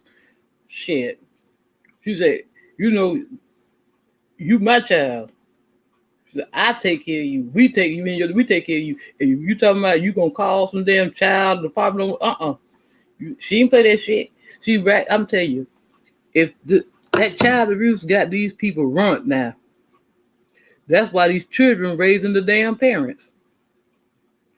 The way I can see, I be hearing some of these damn children, how they talk to their parents and stuff, and I be just looking at them. I said, let me tell you something. And I will tell them, I said, y'all lucky. I said, because if you can't say, I was raised up old school. I'm a country girl from the Clay Hills of Georgia. My home was up around Macon, Georgia. My home was about an hour and a half from Atlanta. Up there where they got them cherry blossom trees and everything. But man, let me tell you something. And then, if she didn't play that shit, she was one of them types. She ain't finna beat you with no clothes on. She said, I didn't buy no clothes to beat out. Strip. Strip, baby. And you better not roll your eyes, and you better not smack your lips and shit. Oh no, Nah, she didn't play that shit. That little old woman didn't play.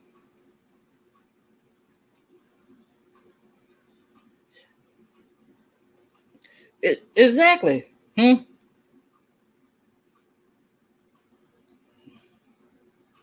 Yeah, I know. When they came out with that child abuse law, it seems like the children just went wild. You see what I'm saying? Because I have actually heard them. I called. They tell their parents. I called them child people. You know what I'm saying? Ain't that man? Please. Nah, Lola Hall didn't play that shit. After I got old enough, you know, once I got it started. I say the 7th or 8th grade. My parents, she said, now you old enough. Go in there, you wash up on the weekend, wash up my own clothes and everything. Taught me, how to separate them, whites and colors. You wash your clothes on the week, and I had to iron out my clothes for the rest of the week. For that next week, I had to pick out everything my school wardrobe for that week. I had to iron my clothes myself. See what I'm saying? That's how I was raised. And I bet not let the street light catch me outside. When my mother passed, my brothers and them used to be, they were laughing at me. They said, baby, they said, Dee, say, boy, you used to catch hell, didn't you? Because I'll tell you, my parents, I was real sheltered as a child. And my parents, they said, Dee, somebody, boy, mama be calling you, you act like you don't hear, she'll be saying, Dee, Diano! They say, I did take out running, coming in the house then. See what I'm talking about? No, she didn't play that mess. She didn't play that. And them damn boys, oh no. Some of them try to come up there, try to talk. Lola Hall, they were scared of her. She'll put that gun in their face in a minute. She said, you better get the hell away from here. You messing with my damn baby. Get over here. She's called these split tails. She's called her split tails. You got to keep an eye on these split tails. Historical novels, whether by Gore Vidal, Lincoln Burr et al., or Dana Fuller Ross, Idaho, Utah, Nebraska, Oregon, Missouri, and on, often become bestsellers. The National Museum of American History is one of the 3 big draws of the Smithsonian Institution. Yeah, I just wanted to play a little bit of that. I done been on here now about 2 hours. I'll be back on. I think I'm gonna play some of this tomorrow in the morning. I'll start this over, and I'll just do a stream on this. I tell you, I'm doing too damn much. So I got too much shit going on now. I don't started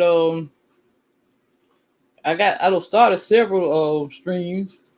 No, I'm still gonna be here. I'm talking, talk for a minute or two. So that was cute. Yeah, man. I'll tell you. And I tell you, my cousin. I was talking to my cousin the other day because we having a family reunion in October. My brother. Remember, I told you every time I think about somebody, I talk about them, they pop up. The other day, I was talking about my brother and Ron Robbins. I went to the store there, and who called me but him? And he was telling me about. Well, I had just talked to him a couple of days before that, and he was talking about the T-shirts and everything. And shit, he rented a damn building there. He lived in Ronald Robbins. He retired from the military. Then he just recently retired from Robbins Air Force Base. My sister-in-law, his wife, she just passed here about 2 years ago. My father married them when I was 5 years old. They had been married 40 years. Got 41 years when she passed. My father married them in my sister-in-law's and her mother's front yard. I remember all of that. And my brother had just built a brand new home there before she passed. And she had brain tumor, she knew she was gonna leave because she had already done paid for her funeral. Well, her brother paid for it, but she had already done picked out everything. She had done picked out her casket and everything. And it was kind of big confused because my niece, Tasha, she got mad at my brother. His daughter, his older daughter, got mad because you killed my mama because she could. But that was her decision, She had everything planned out the way she wanted because she already knew, And when I talked to him the other day, he don't pay for his funeral. He said, I don't pay for my funeral too, did he? He said, I got everything planned out, So when something happens, it's already done. I think that's the best way to do it, Don't leave, people in no strain or anything. And also, but he was calling about he don't rent a damn building up there from that rap, Jesus, Young Jesus. He right there. See, everybody think Young Jesus think Jesus from Atlanta. That nigga from Hawkinsville, Georgia. Hawkinsville is 9 miles from Cochran. That's where he from. He claims, but everybody think he from Atlanta. he got a building there in Macon. Well, between we're running around and Macon, it ain't nowhere, but maybe a mile or two apart. And he had to pay $2,000 for that building. I said, what? And they ain't even got a damn they ain't even got no damn place for you to cook nothing in there. So, cause everybody got to bring a dish, But I told him I was gonna make a shrimp perlo. See, so he said, "Well, you gonna cook it down there? You gonna cook it when you get here?" That's what I tell you. I might just come up there and I just probably stay I come up there maybe a day or two ahead of time, and I just fix it there at your house, cause he live by himself, Like I said, he just brought. And when I tell you that man, that my brother got built a house, he said that's what his wife wanted. That's what Vern wanted, and he built it for her. And she enjoyed it, but while she was here, that man, my brother built that woman a damn mansion, damn near. So he in the house by himself up there. So I said, well, okay, yeah. He said, well, you can't bring them dogs. I said, I'll leave them here. He said, you know what? You the only one out of all of us that love dogs, cause all of us grew up with dogs. My mother always had dogs. I grew up with chihuahuas and poodles, and my father had a Eskimo Spit, Snowball. I remember Snowball, all white. Snowball was on the outside. We had a bunch of cats, and we used to have a cat. Right, every time my mother would fry fish, you better be careful with that screen though. When you open up that screen though, that damn cat, it was a Siamese. That cat will shoot right, you feel something brush your leg. That damn cat don't shot in the house, don't jump on the stove, got a piece of fish, and going back out the damn door. Every time, it never failed. I used to laugh. I be cracking my side. But yeah, they say, even my nieces and nephews, they cannot stand them. They said, Didi, we just don't understand why you love them damn dogs so much. Talk about much as grandmama and mama used to, that's much as grandmama or mama used to, but shit you had to pick up. Say, I don't know. I just love them. I can see. I'm the only one who took that after my mama. They said you Lola Hall through and through. That's just what they said. They said you always got somebody's child, and you gonna keep you a dog. Said, yeah, don't mess with my damn dog. I remember when somebody had damn stole one of my dogs. I got on Facebook and I can tell you something. I said, whoever got my damn children, if you don't bring my damn children back here, somebody's gonna catch a bullet. And my cousin, say what I was talking about, she came on there on Facebook. She said, y'all better take Lola her damn dogs back. So because you just like Auntie Lola me. She said, you love the damn dogs. You better not mess with that damn Lola. You better not mess with Lola Junior dogs. I said, you goddamn right. Don't play with my damn children. Don't play that shit. These my babies here. Hey Paul Love, how you doing? Yeah, I have a Chihuahua and I have a Chorky. Chihuahua mixed with Yorkie. I mean, a Chihuahua mixed with Chorky. A Chihuahua mixed with a Yorkie. And let me tell you, you talking about spoiled as hell. Look, laying up there in the bed now, looking at me. Talk about they eat everything I eat, any and everything. And let me tell you how bad that damn Rella is. That's the Chorky. I remember when I had a damn bag. This was about 4 or 5 months ago, maybe longer than that. Sometimes I get the munchies. I be laying in the bed. I was eating some cheese puff, some of them Cheetos. So I got up this morning. I'm like, damn, I know I ain't crazy as hell. I thought I had a bag of Cheetos. I thought I had a bag of them cheese puffs in the chair. Because I got a chair right here next to the bed. So, damn, my damn cheese puffs with it. Girl, I go out in the backyard. We got them cheese puffs out there. The cheese puffs, the bag was out there where she don't tore the shit open and ate the cheese puffs. I said, boy, I tell you the damn truth. I said, y'all just rotten. Y'all just pitiful. You ever seen a dog that eat onions? Yeah, onions. If salad, because I've been eating a lot of salad and stuff lately. Salad, anything I put in my mouth, they gonna eat it. I mean, gonna get them a front row seat too, and they don't got so cute now. They don't want to eat the damn dog. We be buying that expensive shit for their ass. Now it's a certain kind of dog food we have to get for them. And you know how much that shit costs a pouch? Right at $10 for one little container of damn dog food. That's the only damn thing they'll eat. I said, man, y'all getting too. I said, look at y'all don't got too damn cute. Y'all think y'all some damn little princesses around here or something. That little dog food, they'll let it sit there. They won't. That'll be their last resort. It sure will. I said, man, y'all just, and then they're so damn smart. They don't learn how to get out the damn backyard. The backyard fenced in. They don't know how to get out the backyard and know how to get back in too. I might look up. I wonder where the hell. Well, now Katie, the little Chihuahua, she ain't gonna go out the door like that. But that damn Rella, that look, cause she hot in the ass, see. And they got damn Chihuahua down the road, that old brown Chihuahua. That Negro in my backyard barking the other night. I said, if you don't get your ass out my damn yard, I know some shit. Post it up out there. I said, her ass be got them pregnant after a while.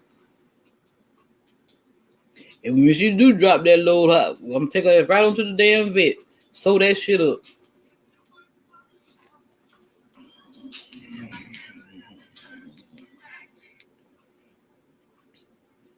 Yep.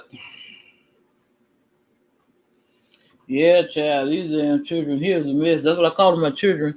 These damn children here is a mess, baby. And I'm telling you, they got so much sense. They know when something be wrong with you. If I'm here by myself, they ain't gonna leave from under my feet too much. They're gonna be right up under me. They now like how she like to get out the house, like she like to get out the yard and run around. Well, if I'm here by myself, she won't leave the house. But as soon as somebody come home and I'm not here by myself, she gone then. That's just how much sense they got. They're gonna sit right here. Okay, I seen it, baby. They're gonna sit right here and watch me. As long as I'm in this house by myself, they're gonna sit right here in this house and watch me. But as soon as somebody comes, when my grandson or somebody come home, that's when they go hit the streets then. I said, well, you can't tell me them damn dogs ain't got no damn sense. They got more sense than some humans got. Oh yeah, they gonna watch me now. I said, what y'all gonna do? Tell on me? Shit, y'all gonna tell if I do something wrong. Yeah, they keep an eye on me, baby.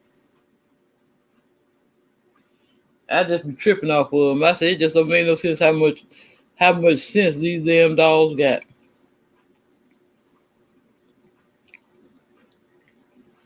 Yeah, they can sense when I'm in a certain mood or something like that. They can tell if I'm not feeling well, like you said, if I'm not feeling well, if I'm in my mood, if I'm in a certain mood, kind of like maybe in a depression mood or something, they're gonna be right up under me. I mean, I'm right in my ass, Tina. I can't even turn over. If I fart, they right there. It won't move either. I said, well, damn. Yep. That's what they say. A dog is a man's best friend. They said a cat was always friend, but our cat's all right. But I was always been a dog lover, I remember when I was about 5 or 6 years old.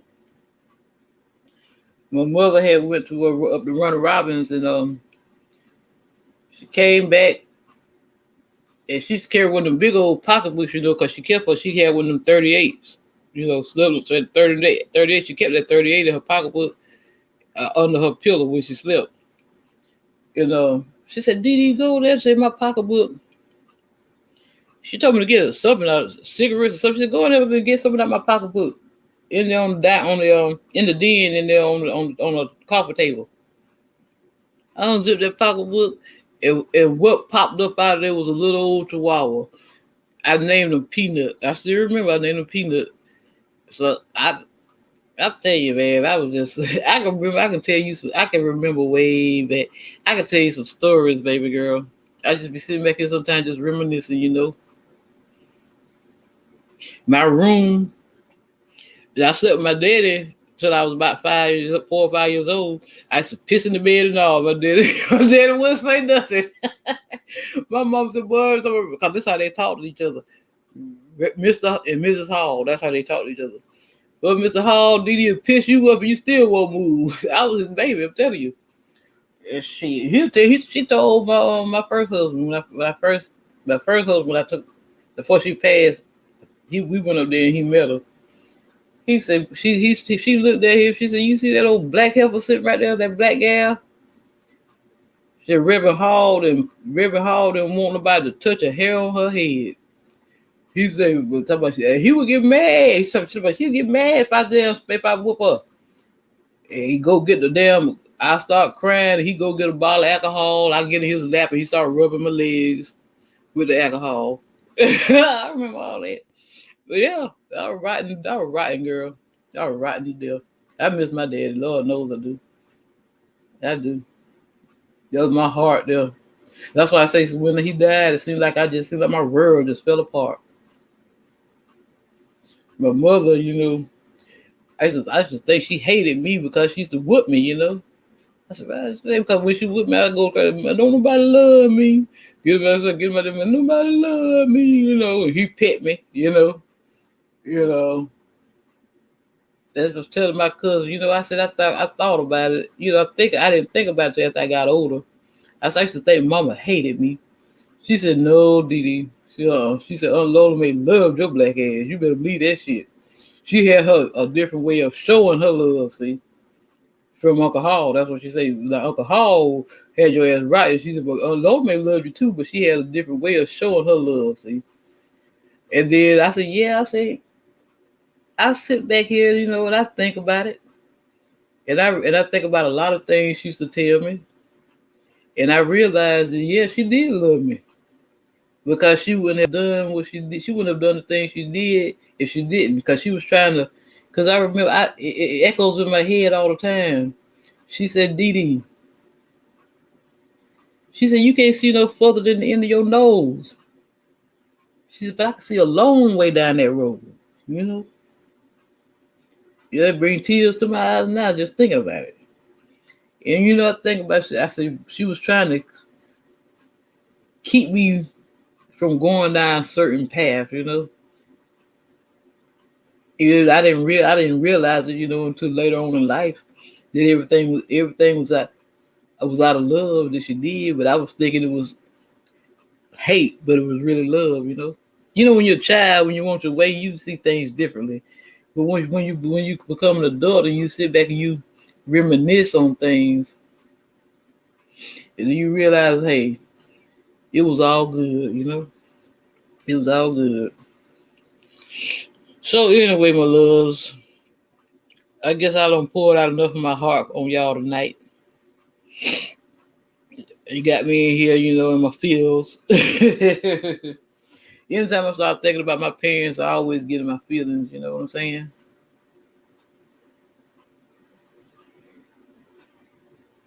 Yep. You know, we all knew who our biological parents were. My parents didn't never hide it. My brothers and sisters, we all knew who our biological parents were. But cause the first time I saw my biological mother, I had to have surgery when I was about 6 years old. I had a tumor that was growing on my on my right thigh, and they had to cut a big chunk out of my thigh there. You know, that was the first time I seen my biological mother. And I judged my mom like I said, I don't know who that damn woman is. Shit. I ain't cuz. I said, oh, I don't know her. You know? But you know, I had to deal with a lot of things with childhood. You know, I had a big thing with abandonment too. You know, because I mean, I kind of, I kind of, you know, into a certain extent, I agree with why a lot of people don't want, when they adopt children, they feel like it's better not for them to know the biological parents. In a way, I kind of agree with that because it kind of open up wounds, you know. And I feel like, to me, I feel like it would have been better if I didn't know my real mother. it had me in a conflict once I got older. It kind of had me in a conflict, although I didn't. I love my parents because I tell my biological mother, I said, when I say mom and daddy, I be talking about Reverend Hall and Lola Hall. That's just what I tell her. That's because they're the only parents I knew. I love you because you brought me in this world. I love you because you love me enough to give me to them because you were 16 years old when you had me. But you don't try to twist things, to try to make it seem like my parents took me from you. You know what I'm saying? When it was the other way around, So I had to deal with a lot of issues with that, with the abandonment thing, So I had to learn to heal from that. That was a big part of a lot of my problems when I was, out there in the streets doing all kind of things, I had to go through counseling and all that stuff. And I had a counselor who told me, she said, you got to understand.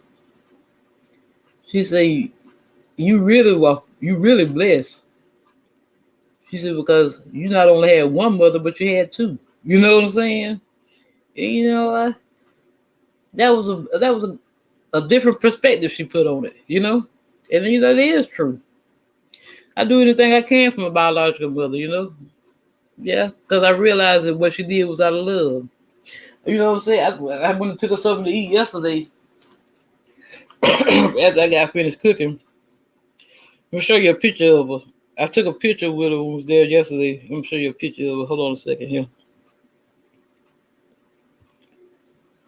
Oh, hold on. I got to go. Wait. I got to go back here. Wait a minute. Oh, well, hold on a minute.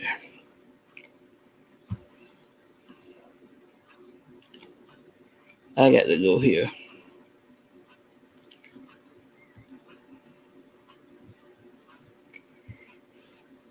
Oh, I'm in the dark. Let me turn on some light. I'm black as hell. You can't see me in that dark, in that black here. So see nothing with them. You can't see nothing with them glasses shining. Them glasses open. Oh boy. Here I am in living color. How about that? Okay. Damn, my eyes want to burn. That's you got me in my fields. Got my eyes burning. See here. Okay. She couldn't deny me. That's one thing, could she?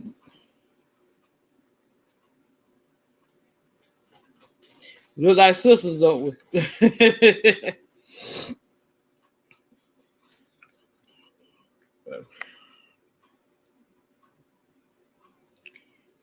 Yep. That's her.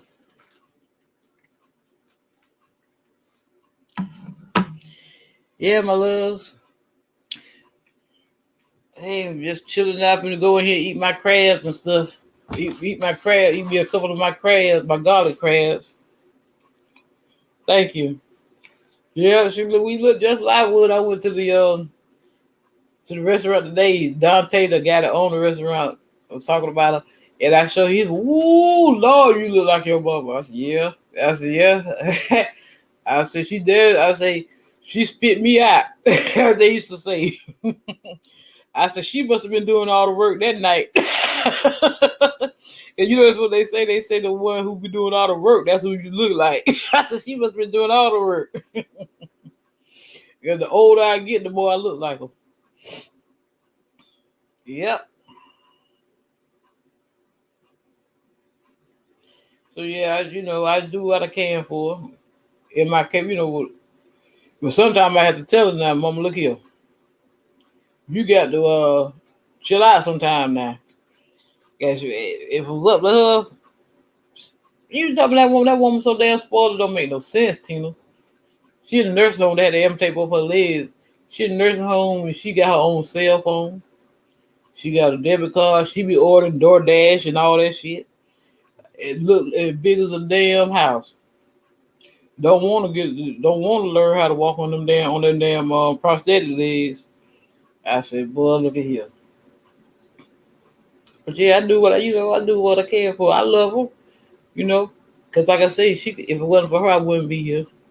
Because You growing up, you have heard. I remember so many stories of how women used to have children and they throw them in the dumpster and and all that kind of stuff. She at least she did love me enough.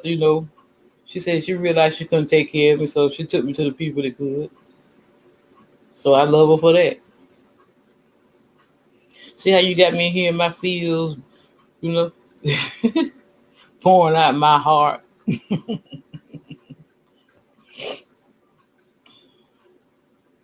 But anyway, my love, I'm gonna get off of here. Chill out for a minute or two.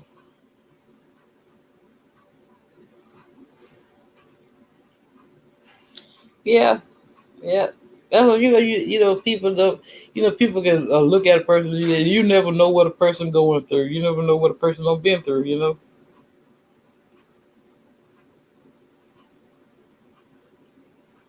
But it's all good, baby. As always, my loved ones, this is your girl, Olympus Queen.